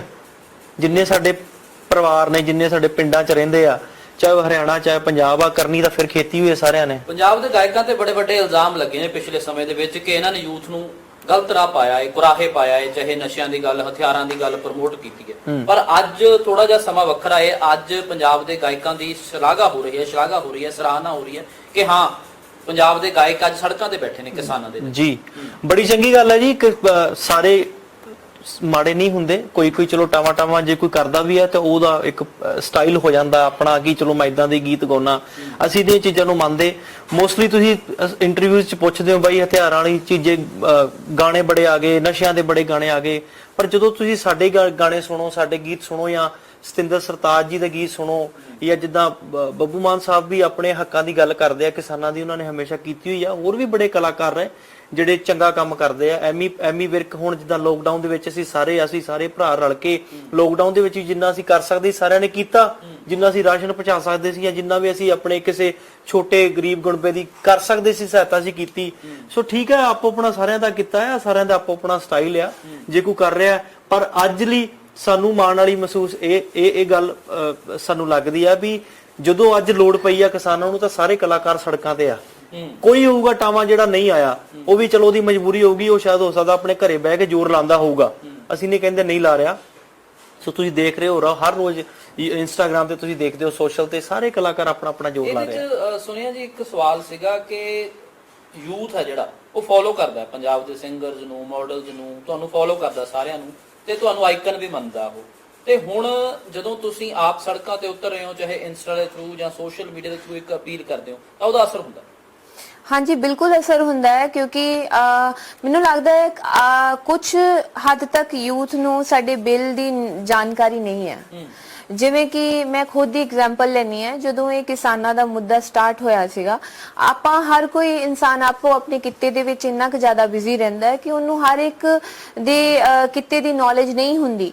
ਮੈਨੂੰ ਵੀ ਇਸ ਬਿੱਲ ਬਾਰੇ ਨੌਲੇਜ ਨਹੀਂ ਸੀਗੀ, ਮੈਂ ਸੱਚ ਕਹਿੰਦੀ ਹਾਂ। ਬਾਅਦ ਦੇ ਵਿੱਚ ਮੈਂ ਇਸ ਬਿੱਲ ਬਾਰੇ ਡੀਪਲੀ ਸਟੱਡੀ ਕੀਤਾ, ਬਿਕਾਜ਼ ਜਦੋਂ ਅਸੀਂ ਬਿੱਲ ਕਿਸੇ ਵੀ ਚੀਜ਼ ਦੀ ਡੂੰਘਾਈ ਦੇ ਵਿੱਚ ਜਾਂਦੇ ਹਾਂ ਤੇ ਸਾਨੂੰ ਪਤਾ ਲੱਗਦਾ ਹੈ ਕਿ ਇਹਦੇ ਪਲੱਸ ਪੁਆਇੰਟਸ ਕੀ ਹੈ, ਇਹਦੇ ਨੈਗੇਟਿਵ ਪੁਆਇੰਟਸ ਕੀ ਹੈ। ਕਿਉਂਕਿ ਜਦੋਂ ਸਭ ਤੋਂ ਪਹਿਲਾਂ ਤੇ ਮੇਰੇ ਸਾਹਮਣੇ ਇਹਦੇ ਸਾਰੇ ਪੋਜ਼ਿਟਿਵ ਪੁਆਇੰਟਸ ਆਏ ਸੀਗੇ ਔਰ ਮੈਨੂੰ ਵੀ ਇਹ ਲੱਗਦਾ ਸੀਗਾ ਕਿ ਇਸ ਬਿੱਲ ਦੇ ਵਿੱਚ ਇਹ ਜੀ ਕਿਹੜੀ ਖਰਾਬੀ ਹੈ। ਫਿਰ ਮੇਰੇ ਨੈਗੇਟਿਵ ਪੁਆਇੰਟਸ ਦੇਖੇ ਜਿਹੜੇ ਕਿ ਪ੍ਰਾਈਵੇਟਾਈਜੇਸ਼ਨ ਆਈ ਬਿਲੀਵ ਕਿ ਆਉਣ ਵਾਲੇ ਟਾਈਮ ਤੇ ਸਾਡੇ ਕਿਸਾਨਾਂ ਵਾਸਤੇ ਬਿਲਕੁਲ ਸਹੀ ਨਹੀਂਗਾ, ਕਿਉਂਕਿ ਸਾਡੇ ਇਸ ਬਿੱਲ ਦੇ ਵਿੱਚ ਬਹੁਤ ਸਾਰੀਆਂ ਇਹੋ ਜਿਹੀਆਂ ਚੀਜ਼ਾਂ ਹੈ ਜਿਹਦੇ ਵਿੱਚ ਕਿਸਾਨ ਕੋਰਟ ਦੇ ਵਿੱਚ ਨਹੀਂ ਜਾ ਸਕਦੇ, ਕਿਸਾਨ ਆਪਣੀ ਜ਼ਮੀਨ ਦੇ ਉੱਤੇ ਲੋਨ ਨਹੀਂ ਲੈ ਸਕਦੇ। ਤੁਸੀਂ ਸੋਚੋ ਅਸੀਂ ਕਿਸਾਨ ਫੈਮਿਲੀ ਨੂੰ ਬਿਲੋਂਗ ਕਰਦੇ ਆ, ਜਿਹੜਾ ਮਿਡਲ ਕਲਾਸ ਕਿਸਾਨ ਆ, ਬਹੁਤ ਵੱਡੇ 100 ਏਕੜ ਵਾਲੇ 50 ਏਕੜ ਵਾਲੇ ਲੋਕੀ ਤੇ ਚਲੋ ਇਹਨਾਂ ਦੇ ਨਾਲ ਕੰਟਰੈਕਟ ਕਰਕੇ ਮੱਥਾ ਮਾਰ ਲੈਣਗੇ, ਜਿਨ੍ਹਾਂ ਦੀ ਜ਼ਮੀਨਾਂ 2.5 ਕਿੱਲੇ ਹੈ 3-3 ਕਿੱਲੇ ਹੈ, ਉਹ ਕਿੱਥੇ ਇਹਨਾਂ ਲੋਕਾਂ ਦੇ ਨਾਲ ਮੱਥਾ ਮਾਰਨਗੇ, ਕਿੱਥੇ ਜਾਣਗੇ ਜਿੱਥੇ ਕਿ ਇਹਨਾਂ ਨੇ ਕੋਰਟ ਕਚਹਿਰੀ ਦੀ ਵੀ ਕੋਈ ਟਰਮ ਐਂਡ ਕੰਡੀਸ਼ਨ ਨਹੀਂ ਰੱਖੀ, ਸਿਰਫ ਡੀਸੀ ਤੱਕ ਦੀ ਰੱਖੀ ਹੈ ਤੁਹਾਡੇ ਸ਼ਹਿਰ ਦੇ ਵਿੱਚ। ਇਹ ਅੰਬਾਨੀਆਂ ਦੇ ਨਾਲ ਸਾਡੇ ਛੋਟੇ ਕਿਸਾਨ ਕਿੱਥੇ ਜਾ ਕੇ ਲੜ ਲੈਣਗੇ, ਔਰ ਜਦੋਂ ਇਹ ਕੰਟਰੈਕਟ ਹੀ ਤੁਹਾਡੇ ਨਾਲ 5 ਸਾਲਾਂ ਦਾ ਕਰਨਗੇ ਜਾਂ 10 ਸਾਲਾਂ ਦਾ ਕੰਟਰੈਕਟ ਕਰਨਗੇ, ਉਤੋਂ ਤੁਹਾਨੂੰ ਮੈਂ ਸੁਣਿਆ ਵੀ ਜੇ ਆਪਾਂ ਨੂੰ ਜਿਵੇਂ ਪਤਾ ਹੀ ਹੈ ਕਿ 50,000 ਜੇ ਠੇਕਾ ਮਿਲਦਾ ਹੈ ਆਪਾਂ ਨੂੰ ਲੱਖ ਰੁਪਏ ਆਫਰ ਕਰਨਗੇ ਤੇ ਕਹਿਣਗੇ ਕਿ 10% ਅਸੀਂ ਇੰਕਰੀਜ਼ ਕਰਦੇ ਹਾਂ ਹਰ ਸਾਲ, ਪਰ ਜੇ 10% ਇੰਕਰੀਜ਼ ਕਰਦੇ ਕੱਲ ਨੂੰ ਜੇ ਸਾਡੀ ਫਸਲ ਨਹੀਂ ਹੋਈ, ਇਹੀ ਲੋਕੀ ਸਾਨੂੰ ਇਹ ਕਹਿਣਗੇ ਵੀ ਅਸੀਂ ਤੁਹਾਨੂੰ ਤੀਜਾ ਹਿੱਸਾ ਦਿੰਨੇ ਆ, ਤੇ ਉੱਥੇ ਕਿਸਾਨ ਦੀ ਜਿਹੜੀ ਸੋਰਸ ਆਫ ਇਨਕਮ ਹੀ ਇਹ ਹੈ ਆਪਣੇ ਘਰਦਿਆਂ ਨੂੰ ਪਾਲਣ ਦੀ, ਆਪਣੇ ਬੱਚਿਆਂ ਦੇ ਵਿਆਹ ਇੱਥੋਂ ਕਰਨੇ ਆ। ਅੱਜ ਤੇ ਆਪਾਂ ਆਪਣੀ ਜ਼ਮੀਨ ਦੇ ਉੱਤੇ ਲਿਮਿਟ ਕਰਵਾ ਲੈਨੇ ਆ, ਲਿਮਿਟ ਦੇ ਨਾਲ ਸਾਨੂੰ ਬਹੁਤ ਘੱਟ ਰੇਟ ਆਫ ਇੰਟਰਸਟ ਤੇ ਸਾਨੂੰ ਪੈਸੇ ਮਿਲ ਜਾਂਦੇ ਆ, ਜਾਂ ਆਪਾਂ ਆੜਤੀ ਦੇ ਕੋਲ ਚਲੇ ਜਾਂਦੇ ਆ, ਫਿਰ ਅਸੀਂ ਕੀ ਕਰਾਂਗੇ? ਫਿਰ ਕਿਸਾਨ ਨੂੰ ਮਾਰਨ ਵਾਲੀ ਗੱਲ ਹੈ। ਹੁਣ ਮਤਲਬ ਇਹ ਤੁਹਾਨੂੰ ਲੱਗਦਾ ਕਿ ਸ਼ੁਰੂ ਦੇ ਵਿੱਚ ਲਾਲਚ ਚ ਵੀ ਆ ਸਕਦੇ ਨੇ, ਕੁਝ ਕਿਸਾਨ ਵੱਧ ਪੈਸੇ ਵੀ ਦੇ ਸਕਦੇ ਨੇ ਜਿਹੜੇ ਪ੍ਰਾਈਵੇਟ ਘਰਾਣੇ ਕਾਰਪੋਰੇਟ ਘਰਾਣੇ ਨੇ, ਉਹਨਾਂ ਦੀ ਗੱਲਾਂ ਦੇ ਵਿੱਚ ਨਹੀਂ ਆਉਣਾ ਚਾਹੀਦਾ ਜੀ। ਅਸੀਂ ਇਹੀ ਗੱਲ ਕਿਸਾਨਾਂ ਨੂੰ, ਜਿਨ੍ਹਾਂ ਨੂੰ ਇਸ ਚੀਜ਼ ਦੀ ਨੌਲੇਜ ਨਹੀਂ ਹੈਗੀ ਜਾਂ ਯੂਥ ਨੂੰ ਜਿਹੜੀ ਇਸ ਚੀਜ਼ ਦੀ ਨੌਲੇਜ ਨਹੀਂ ਹੈਗੀ, ਆਫ ਕੋਰਸ ਜੇ ਸਾਨੂੰ 50,000 ਠੇਕਾ ਆਉਂਦਾ ਆ, ਸਾਡੇ ਵਰਗੇ ਜਿਹੜੇ ਸ਼ਹਿਰ ਦੇ ਵਿੱਚ ਬੈਠੇ ਆ, ਸਾਡੀ ਜ਼ਮੀਨ ਪਿੰਡ ਦੇ ਵਿੱਚ ਹੈ, ਉਹ ਠੇਕੇ ਤੇ ਦੇਣ ਵਾਸਤੇ ਅਸੀਂ ਕਵਾਂਗੇ ਚਲੋ ਠੀਕ ਹੈ 1 ਲੱਖ ਰੁਪਇਆ ਮਹੀਨਾ ਮਤਲਬ ਉਹਦਾ 1 ਏਕੜ ਦਾ ਆਂਦਾ ਪਿਆ, ਸਾਨੂੰ ਕੀ ਅਸੀਂ ਦੇ ਦਈਏ ਹਨਾ, ਆਪਾਂ 10 ਕਿੱਲੇ ਜ਼ਮੀਨ ਦੇਤੀ, ਆਪਾਂ ਕਹਣਾ ਸਾਨੂੰ ਇਕੱਠੇ ਪੈਸੇ ਆ ਰਹੇ ਹਨਾ, ਮੈਂ ਤਾਪ ਤੇ ਆਪਾਂ ਦੇ ਦਿੰਨੇ ਆ, ਬਟ ਇਹਦਾ ਜਿਹੜਾ ਆਉਣ ਵਾਲਾ ਨੁਕਸਾਨ ਆ ਆਉਣ ਵਾਲੇ ਟਾਈਮ ਤੇ ਜਿਹੜਾ 10% ਇੰਕਰੀਜ਼ ਆਪਾਂ ਕਹਿੰਦੇ ਚਲੋ ਪਲੱਸ ਪੁਆਇੰਟ ਹੈ, ਬਟ ਜਦੋਂ ਆਉਣ ਵਾਲੇ ਟਾਈਮ ਤੇ ਕਹਿਣਗੇ ਵੀ ਤੁਹਾਡੀ ਫਸਲ ਨਹੀਂ ਹੋਈ, ਸਾਨੂੰ ਨੁਕਸਾਨ ਹੋ ਰਿਹਾ ਹੈ, ਅਸੀਂ ਤੁਹਾਨੂੰ ਤੀਜਾ ਹਿੱਸਾ ਦੇਵਾਂਗੇ, ਆਪਾਂ ਉਸ ਟਾਈਮ ਤੇ ਕਿਸਾਨ ਨਾ ਕੰਟਰੈਕਟ ਤੋੜ ਸਕਦਾ ਹੈ, ਇਹ ਜੀ ਟਰਮ ਐਂਡ ਕੰਡੀਸ਼ਨ ਹੈ, ਨਾ ਕੋਰਟ 'ਚ ਜਾ ਸਕਦਾ ਹੈ। ਮੈਨੂੰ ਇਹ ਦੱਸੋ, ਕਿਸਾਨ ਜਾਊਗਾ ਪੁਲਿਸ ਥਾਣੇ ਜਾਊਗਾ, ਸਭ ਤੋਂ ਪਹਿਲਾਂ ਭੱਜੂਗਾ, ਜਾਂ ਫਿਰ ਜਾਊਗਾ ਡੀਸੀ ਦੇ ਕੋਲ ਜਾਊਗਾ ਹਨਾ, ਤੇ ਉਸ ਤੋਂ ਉਹ ਸਾਡੀ ਸੁਣੂਗਾ। ਪਰ ਭਾਜਪਾ ਕੇਂਦਰ ਸਰਕਾਰ ਵਾਰ-ਵਾਰ ਕਹਿ ਰਹੀ ਹੈ, ਪ੍ਰਧਾਨ ਮੰਤਰੀ ਨਰਿੰਦਰ ਮੋਦੀ ਕਹਿ ਰਹੇ ਨੇ, ਨਰਿੰਦਰ ਸਿੰਘ ਤੋਮਰ ਕਹਿ ਰਹੇ ਨੇ ਕਿ ਕਿਸਾਨਾਂ ਦੇ ਹੱਕ ਦੇ ਵਿੱਚ ਹੈ ਇਹ ਕਾਨੂੰਨ। ਦੇਖੋ ਕਿਸਾਨਾਂ ਦੇ ਹੱਕ 'ਚ ਤੁਸੀਂ ਆਪ ਮੈਂ ਤੁਹਾਨੂੰ ਪੁਆਇੰਟ ਜਿਤਾਤੇ ਆ, ਕਿਸਾਨਾਂ ਦੇ ਕਿੱਥੋਂ ਹੱਕ ਦੇ ਵਿੱਚ ਹੈ? ਅੱਜ ਅਸੀਂ ਜਾਣਦੇ ਆ, ਅਸੀਂ 5 ਕਿੱਲੇ ਜ਼ਮੀਨ ਵਾਲਾ ਕਿਸਾਨ ਆ, ਜਾ ਕੇ ਕੱਲ ਨੂੰ ਇਹੋ ਜੀ ਕੋਈ ਗੱਲ ਹੋ ਜਾਂਦੀ ਹੈ, ਜਾ ਕੇ ਪੁਲਿਸ ਥਾਣੇ ਰਿਪੋਰਟ ਲਗਾਉਂਦਾ, ਪੁਲਿਸ ਥਾਣੇ ਵਾਲਾ ਕਹਿੰਦਾ ਸਾਡੇ ਹੱਥ 'ਚ ਨਹੀਂ ਹੈਗਾ ਵੀ ਤੁਸੀਂ ਉੱਥੇ ਡੀਸੀ ਕੋ ਜਾਓ, ਉੱਥੇ ਅੰਬਾਨੀ ਥੋੜਾ ਨਾ ਆਊਗਾ, ਉਹ ਅੰਬਾਨੀਆਂ ਦੀ ਸੁਣੂਗਾ ਕਿ ਉਹ ਸਾਡੇ ਕਿਸਾਨਾਂ ਦੀ ਸੁਣੂਗਾ। ਸੋ ਸਾਡੇ ਕਿਸਾਨਾਂ ਦੇ ਕੋਲ ਜਿੱਥੇ ਫਿਰ ਕਿਸਾਨ ਕਹੂਗਾ ਮੈਂ ਕੋਰਟ 'ਚ ਜਾ ਕੇ ਲੜ ਲੈਣਾ, ਜਦੋਂ ਕੋਰਟ ਦੇ ਵੀ ਅਧਿਕਾਰ ਨਹੀਂ ਇਹਨਾਂ ਨੇ ਦਿੱਤੇ ਹੈ, ਕੁਛ ਨਹੀਂ ਦਿੱਤਾ ਹੈ, ਫਿਰ ਕਹਿੰਦੇ ਵੀ ਆਪਾਂ MSP ਫਿਕਸ ਕਰਾਂਗੇ, MSP ਵੀ ਇਹਨਾਂ ਨੇ ਅਮੈਂਡਮੈਂਟ ਨਹੀਂ ਕੀਤੀ। ਨਾਲੇ ਸਭ ਤੋਂ ਵੱਡੀ ਗੱਲ ਸਰ ਇਹ ਹੈ ਵੀ ਜਦੋਂ ਪਾਰਲੀਮੈਂਟ ਦੇ ਵਿੱਚ ਇਹ ਜਿਹਾ ਕੋਈ ਵੀ ਬਿੱਲ ਪਾਸ ਹੁੰਦਾ ਹੈ, ਉਸ ਬਿੱਲ ਦੀ ਇੰਨੀ ਐਮਰਜੈਂਸੀ ਕਾਦੀ ਸੀਗੀ ਕਿ ਐਡੀ ਛੇਤੀ ਇਹ ਬਿੱਲ ਪਾਸ ਕਰ ਦਿੱਤਾ ਗਿਆ? ਕਿਉਂ? ਹਰ ਕੋਈ ਬਿੱਲ ਜਿਹੜਾ ਇੰਨਾ ਇੰਪੋਰਟੈਂਟ ਆ ਕਿਸਾਨਾਂ ਵਾਸਤੇ, ਉਹ ਸਪੈਸ਼ਲ ਕਮੇਟੀ ਦੇ ਥਰੂ ਜਾਂਦਾ ਹੈ। ਵੈਸੇ ਵੀ ਲੋਕਡਾਊਨ 'ਚ ਹੀ ਆ ਗਿਆ ਸਾਰਾ ਕੁਝ। ਹਾਂਜੀ, ਉਹ ਸਾਰਾ ਕੁਝ ਬੰਦ ਸੀਗਾ, ਉਹਦੇ ਵਿੱਚ ਹੀ ਆ ਗਿਆ ਸਭ। ਇਹ ਸਪੈਸ਼ਲ ਕਮੇਟੀ ਦੇ ਕੋਲ ਜਾਣਾ ਚਾਹੀਦਾ ਸੀਗਾ, ਉੱਥੇ ਕਿਸਾਨਾਂ ਦੇ ਮੋਹਤਬਾਰ ਬੰਦੇ ਬੈਠਦੇ, ਡਿਸਾਈਡ ਕਰਦੇ। ਠੀਕ ਹੈ, ਇਹ ਤੁਹਾਨੂੰ ਲੱਗਦਾ ਕਿ ਹੋਰ ਅਵੇਅਰਨੈਸ ਦੀ ਲੋੜ ਹੈਗੀ ਹੈ? ਹਾਲੇ ਬਹੁਤ ਸਾਰੇ ਲੋਕਾਂ ਨੂੰ ਜਿਹੜੇ ਇਸ ਬਿੱਲ ਦੀਆਂ ਖਾਮੀਆਂ ਨੇ ਜਾਂ ਇਸ ਬਿੱਲ ਦੇ ਨੁਕਸਾਨ ਨੇ ਉਹ ਬਹੁਤੇ ਪਤਾ ਨਹੀਂ ਹੈਗੇ। ਜੀ ਮੈਂ ਉਹੀ ਤੁਹਾਨੂੰ ਕਿਹਾ ਵੀ ਜਿਵੇਂ ਮੈਨੂੰ ਵੀ ਨਹੀਂ ਪਤਾ ਸੀਗਾ, ਮਹਿਤਾਬ ਨੂੰ ਵੀ ਨਹੀਂ ਪਤਾ ਸਾਨੂੰ, ਕਿਉਂਕਿ ਅਸੀਂ ਆਪਣੇ ਕੰਮ ਦੇ ਵਿੱਚ ਇੰਨੇ ਕੁ ਜ਼ਿਆਦਾ ਬਿਜ਼ੀ ਆ ਵੀ ਸਾਨੂੰ ਨਹੀਂ ਪਤਾ ਸੀਗਾ। ਹੁਣ ਜਦੋਂ ਅਸੀਂ ਇਸ ਚੀਜ਼ ਦੇ ਵਿੱਚ ਉਤਰੇ ਆ ਤੇ ਸਾਨੂੰ ਇਸ ਚੀਜ਼ ਦੀ ਪੂਰੀ ਨੌਲੇਜ ਹੋਣੀ ਚਾਹੀਦੀ ਹੈ। ਇੱਕ ਨਾਲ ਹੀ ਇਹਦੇ ਵਿੱਚ ਸਵਾਲ ਆ ਰਿਹਾ ਕਿ ਕਲਾਕਾਰ ਜਾਂਦੇ ਨੇ ਤੇ ਪੰਜਾਬ ਦਾ ਯੂਥ ਉੱਥੇ ਆਉਂਦਾ ਵੀ ਹੈ, ਇਕੱਠ ਵੀ ਹੋ ਜਾਂਦਾ, ਪਰ ਜਿਹੜਾ ਯੂਥ ਹੈ ਉਹ ਖੇਤੀ ਬਿੱਲਾਂ ਦੇ ਵਿਰੋਧ ਦੇ ਵਿੱਚ ਨਹੀਂ ਆ ਰਿਹਾ, ਉਹ ਸੈਲਫੀਆਂ ਲੈਣ ਆ ਰਿਹਾ। ਇਹ ਤਾਂ ਡਿਪੈਂਡ ਕਰਦਾ ਸੀ ਯੂਥ ਦੇ ਉੱਤੇ ਵੀ ਉਹਨਾਂ ਨੇ ਕੀ ਸੋਚ ਕੇ ਆਉਣਾ ਆ। ਅਸੀਂ ਜਦੋਂ ਘਰੋਂ ਤਿਆਰ ਹੁੰਨੇ ਆ ਤੇ ਅਸੀਂ ਅੱਜ ਸੋਚਦੇ ਆ ਧਰਨੇ ਤੇ ਜਾਣਾ, ਅਸੀਂ ਉੱਥੇ ਸ਼ੋਅ ਲਾਣ ਤਾਂ ਨਹੀਂ ਚੱਲੇ, ਨਾ ਹੀ ਕੋਈ ਪ੍ਰੋਗਰਾਮ ਲਾਣ ਚੱਲੇ ਆ, ਨਾ ਅਸੀਂ ਕਿਸੇ ਨੂੰ, ਅਸੀਂ ਤਾਂ ਸਿਰਫ ਆਪਣਾ ਮਨੋਰੰਜਨ ਕਰਨ ਤਾਂ ਜਾ ਹੀ ਨਹੀਂ ਰਹੇ, ਐਂਟਰਟੇਨ ਨਹੀਂ ਕਰਨ ਜਾ ਰਹੇ, ਅਸੀਂ ਤਾਂ ਆਪਣੇ ਹੱਕ ਦੀ ਗੱਲ ਕਰਨ ਜਾ ਰਹੇ ਆ ਉਹਨਾਂ ਦੇ ਨਾਲ। ਅਸੀਂ ਆਮ ਇਨਸਾਨ ਬਣ ਕੇ ਜਾ ਰਹੇ ਆ, ਹੈਗੇ ਆਮ ਇਨਸਾਨ ਹੀ ਆ ਸਾਰੇ ਯਾਰ। ਉਹ ਤਾਂ ਚਲੋ ਇੱਕ ਪ੍ਰੋਫੈਸ਼ਨ ਅਲੱਗ ਚੀਜ਼ ਆ ਕਿ ਤੁਸੀਂ ਕਲਾਕਾਰ ਹੋ, ਤੁਸੀਂ ਐਕਟਰ ਹੋ, ਤੁਸੀਂ ਪ੍ਰੋਡਿਊਸਰ ਹੋ, ਡਾਇਰੈਕਟਰ ਹੋ, ਉਹ ਵੱਖਰੀ ਚੀਜ਼ ਆ। ਇਹ ਜਿਹੜਾ ਟਾਈਮ ਹੈ ਇਹਦੇ ਵਿੱਚ ਹਰ ਇੱਕ ਬੰਦਾ ਇਹ ਸੋਚਦਾ ਯਾਰ ਮੈਂ ਵੀ ਇੱਕ ਕਿਸਾਨ ਆ, ਮੈਂ ਵੀ ਇੱਕ ਖੇਤੀਬਾੜੀ ਵਾਲਾ ਬੰਦਾ, ਮੇਰੀ ਰੋਜ਼ੀ ਰੋਟੀ ਤੋਂ ਚੱਲਦੀ ਹੈ, ਮੈਂ ਵੀ ਜਾ ਕੇ ਨਾਰੇ ਲਾਵਾਂ। ਕਿਉਂਕਿ ਮਹਿਤਾਬ ਜੀ ਜਿਹੜੀਆਂ CID ਰਿਪੋਰਟਸ ਨੇ ਉਹ ਸੈਂਟਰ ਤੱਕ ਵੀ ਪਹੁੰਚਦੀਆਂ ਨੇ, ਉਹਨਾਂ ਨੂੰ ਪਤਾ ਹੈ ਕਿ ਕਿੱਥੇ ਕਿੰਨਾ ਘੱਟ ਹੋਇਆ, ਜੇ 1000 ਬੰਦਾ ਆਇਆ ਕਿ 2000 ਆਇਆ, ਉਹਦੇ ਵਿੱਚੋਂ ਕਿਵੇਂ ਦੇ ਲੋਕ ਆਏ ਨੇ, ਉੱਥੋਂ ਦਾ ਜਿਹੜਾ ਏਜੰਡਾ ਹੈ ਉੱਥੇ ਦੇ ਇਕੱਠ ਦਾ ਉਹ ਕੀ ਹੈ। ਜਿਹੜੀ ਰਿਪੋਰਟ ਸੈਂਟਰ ਤੱਕ ਜਾਣੀ ਹੈ, CID ਦੀ ਜਾਣੀ ਹੈ, ਹੋਰ ਏਜੰਸੀਆਂ ਦੀ ਜਾਣੀ ਹੈ, ਉਹਨੇ ਤੈਅ ਕਰਨਾ ਹੈ ਕਿ ਕਿੰਨਾ ਕੁ ਸੈਂਟਰ ਦੀ ਸਰਕਾਰ ਤੇ ਆਪਣੇ ਧਰਨਿਆਂ ਦਾ ਅਸਰ ਹੋਣਾ। ਵੀਰ ਮੈਂ ਤਾਂ ਉਦੋਂ ਤੁਹਾਨੂੰ ਦੱਸਦਾ, ਪਿੱਛੇ ਜੀ 4-5 ਦਿਨ ਇੱਥੇ ਕਲਾਕਾਰਾਂ ਨੇ ਸਿੰਘ ਸ਼ਹੀਦਾਂ ਅੱਗੇ ਵੀ ਕੀਤਾ ਸੀਗਾ, ਆਪਣੇ ਪੰਜਾਬ ਦੇ ਕਲਾਕਾਰ ਸੀ 4-5 ਜਣੇ, ਉਹਨਾਂ ਨੇ ਲਿਖ ਕੇ ਪਾਇਆ ਬਕਾਇਦਾ ਕਿ ਵੀਰ ਕੋਈ ਸੈਲਫੀ ਜਿੰਨੇ ਖਿਚਾਉਣ ਆਉਣਾ ਉਹ ਨਾ ਹੀ ਆਇਆ ਜੇ, ਉਹ ਤੁਸੀਂ ਆਪਣੇ ਘਰੇ ਰਹੋ। ਜਿੰਨੇ ਸਾਡੇ ਨਾਲ ਰੋਸ ਪ੍ਰਗਟ ਕਰਨਾ ਵੀ ਅਸੀਂ ਦੁਖੀ ਆ ਯਾਰ, ਵੀ ਸਾਡਾ ਕਿਸਾਨ ਮਰ ਰਿਹਾ, ਸਾਡੇ ਹੱਕ ਸਾਡੇ ਤੋਂ ਖੋਏ ਜਾ ਰਹੇ ਆ, ਤੁਸੀਂ ਜੇ ਉਹ ਗੱਲ ਕਰਨੀ ਹੱਕ ਦੀ ਫਿਰ ਤੁਸੀਂ ਆਓ, ਕਿਉਂਕਿ ਅਗਲਾ ਵੀ ਉਹੀ ਗੱਲ ਕਰਨ ਆ ਰਿਹਾ। ਸੋਨੀਆ ਜੀ, ਜਦੋਂ ਕਿਤੇ ਪ੍ਰੋਟੈਸਟ ਹੁੰਦੇ ਨੇ ਤਾਂ ਬੈਰੀਕੇਡ ਲਾਉਂਦੀ ਹੈ, ਤੁਸੀਂ ਦੇਖਿਆ ਹੋਣਾ ਪਿਛਲੇ ਸਮੇਂ ਦੇ ਵਿੱਚ ਹੋਇਆ, ਅੰਬਾਲਾ ਨਹੀਂ ਟੱਪਣ ਦੇ ਰਹੇ ਆਪਾਂ ਨੂੰ, ਪਾਣੀ ਦੀਆਂ ਵਿਛਾੜਾਂ, ਵਾਟਰ ਕੈਨਨ ਦਾ ਇਸਤੇਮਾਲ, ਅਥਰੂ ਗੈਸ ਦੇ ਗੋਲੇ ਛੱਡੇ ਜਾਂਦੇ ਨੇ, ਸਭ ਕਾਸੇ ਦੇ ਲਈ ਤਿਆਰ ਹੋ, ਕਿਉਂਕਿ ਇਹ ਜਿਹੜੀ ਲੜਾਈ ਹੈ ਇੰਨੀ ਸੌਖੀ ਨਹੀਂ, ਲੜਨੀ ਪੈਣੀ ਹੈ। ਦੇਖੋ ਜੀ, ਜੇ ਆਪਾਂ ਇਹ ਸਾਰੀਆਂ ਚੀਜ਼ਾਂ ਤੋਂ ਡਰ ਗਏ ਔਰ ਜੇ ਆਪਾਂ ਇਹ ਸੋਚਦੇ ਆਂ ਵੀ ਹਾਂ ਆਪਾਂ ਇਹ ਸਾਰੀਆਂ ਚੀਜ਼ਾਂ ਤੋਂ ਡਰਦੇ ਆਂ ਔਰ ਜਾਂ ਫਿਰ ਪੁਲਿਸ ਦੇ ਡੰਡਿਆਂ ਤੋਂ ਡਰਦੇ ਆਂ ਜਾਂ ਗਵਰਨਮੈਂਟ ਤੋਂ ਡਰਦੇ ਆਂ, ਤੇ ਫਿਰ ਇੰਨੇ ਬੇਬਾਕ ਹੋ ਕੇ ਅਸੀਂ ਇੰਟਰਵਿਊ ਨਾ ਦੇ ਰਹੇ ਹੁੰਦੇ ਤੁਹਾਡੇ ਨਾਲ, ਜਾਂ ਇੰਨੇ ਬੇਬਾਕ ਹੋ ਕੇ ਅਸੀਂ ਬਾਹਰ ਪ੍ਰੋਟੈਸਟ ਦੇ ਵਿੱਚ ਨਾ ਖੜੇ ਹੁੰਦੇ। ਜਿੱਥੇ ਗੱਲ ਆਉਂਦੀ ਹੈ ਸਾਡੇ ਕਿਸਾਨਾਂ ਦੇ ਹੱਕਾਂ ਦੀ, ਉੱਥੇ ਭਾਵੇਂ ਉਹ ਸਾਨੂੰ ਕਿਤੇ ਵੀ ਜਾਣਾ ਪੈ ਜੇ, ਭਾਵੇਂ ਮਹਿਤਾਬ ਜੀ ਨੇ ਕਿਹਾ ਦਿੱਲੀ ਤੋਂ ਅੱਗੇ ਵੀ ਜਾਣਾ ਪੈ ਜੇ, ਅਸੀਂ ਜਾਵਾਂਗੇ ਔਰ ਆਪਣੇ ਕਿਸਾਨਾਂ ਵਾਸਤੇ ਆਪਣੀ ਆਵਾਜ਼ ਬੁਲੰਦ ਕਰਾਂਗੇ। ਬਟ ਮੇਨ ਗੱਲ ਇਹ ਹੈ ਵੀ ਚਲੋ ਅਸੀਂ ਤੇ ਜਾਵਾਂਗੇ, ਆਪਾਂ ਜਾਣ ਲਈ ਤਿਆਰ ਵੀ ਆ, ਬਟ ਜਿਹੜਾ ਸਾਡਾ ਯੂਥ ਆ, ਜਿਹੜੀਆਂ ਗੱਲਾਂ ਮੈਂ ਹੁਣ ਕਹੀਆਂ, ਇੱਕ ਵਿਸਥਾਰ ਰੂਪੀ ਇੱਕ ਗੱਲ ਕਹੀ ਹੈ, ਸਾਡੇ ਸਾਰੇ ਯੂਥ ਨੂੰ ਇਹ ਸਾਰੀਆਂ ਗੱਲਾਂ ਦੇ ਬਾਰੇ ਪਤਾ ਹੋਣਾ ਚਾਹੀਦਾ ਆ, ਇਸ ਬਿੱਲ ਦੇ ਨੁਕਸਾਨਾਂ ਬਾਰੇ ਪਤਾ ਹੋਣਾ ਚਾਹੀਦਾ ਹੈ। ਇਸ ਟਾਈਮ ਤੇ ਕੋਈ ਪੋਲਿਟੀਕਲ ਏਜੰਡਾ ਲੈ ਕੇ ਕਿਸੇ ਨੂੰ ਨਹੀਂ ਚੱਲਣਾ ਚਾਹੀਦਾ, ਇੰਨਾ ਸੈਲਫਿਸ਼ ਨਹੀਂ ਹੋਣਾ ਚਾਹੀਦਾ। ਇਸ ਟਾਈਮ ਤੇ ਸਾਰਿਆਂ ਨੂੰ ਇਹ ਸੋਚ ਰੱਖ ਕੇ ਚੱਲਣਾ ਚਾਹੀਦਾ ਵੀ ਅਸੀਂ ਇੱਕ ਝੰਡੇ ਦੇ ਥੱਲੇ ਇਕਜੁੱਟ ਹੋ ਕੇ ਚੱਲੀਏ। ਇੱਥੇ ਸਵਾਲ ਸੀਗਾ ਕਿ 31 ਪੰਜਾਬ 'ਚ ਕਿਸਾਨ ਯੂਨੀਅਨਾਂ ਨੇ, ਤੁਸੀਂ ਕਿਹਾ ਕਿ ਤੁਹਾਡੇ ਫਾਦਰ ਸਾਹਿਬ ਵੀ ਕਿਸਾਨ ਲੀਡਰ ਰਹੇ ਨੇ ਜੀ, 31 ਕਿਸਾਨ ਯੂਨੀਅਨਾਂ ਨੇ, ਚਾਹੇ ਹੁਣ ਇੱਕ ਆਏ, ਪਰ ਉਸ ਢੰਗ ਦੇ ਨਾਲ ਕੋਈ ਯੂਨਿਟੀ ਨਹੀਂ ਹੈਗੀ, ਹਰੇਕ ਦੀ ਆਪੋ ਆਪਣੀ ਯੂਨੀਅਨ ਹੈ, ਆਪੋ ਆਪਣਾ ਨਾਮ ਹੈ, ਆਪੋ ਆਪਣਾ ਪ੍ਰਧਾਨ ਹੈ। ਇਸੇ ਤਰ੍ਹਾਂ ਪੋਲੀਟੀਕਲ ਪਾਰਟੀਆਂ ਨੇ, ਜਿਹੜਾ ਆਪਣਾ ਏਜੰਡਾ ਸੇਮ ਹੈ ਪਰ ਪ੍ਰੋਟੈਸਟ ਦਾ ਤਰੀਕਾ ਵੱਖੋ ਵੱਖਰਾ ਹੈ। ਹੁਣ ਯੂਨੀਅਨਾਂ ਕਹਿੰਦੀਆਂ ਕਿ ਕਲਾਕਾਰ ਸਾਡੇ ਪ੍ਰੋਟੈਸਟ 'ਚ ਨਾ ਆਉਣ।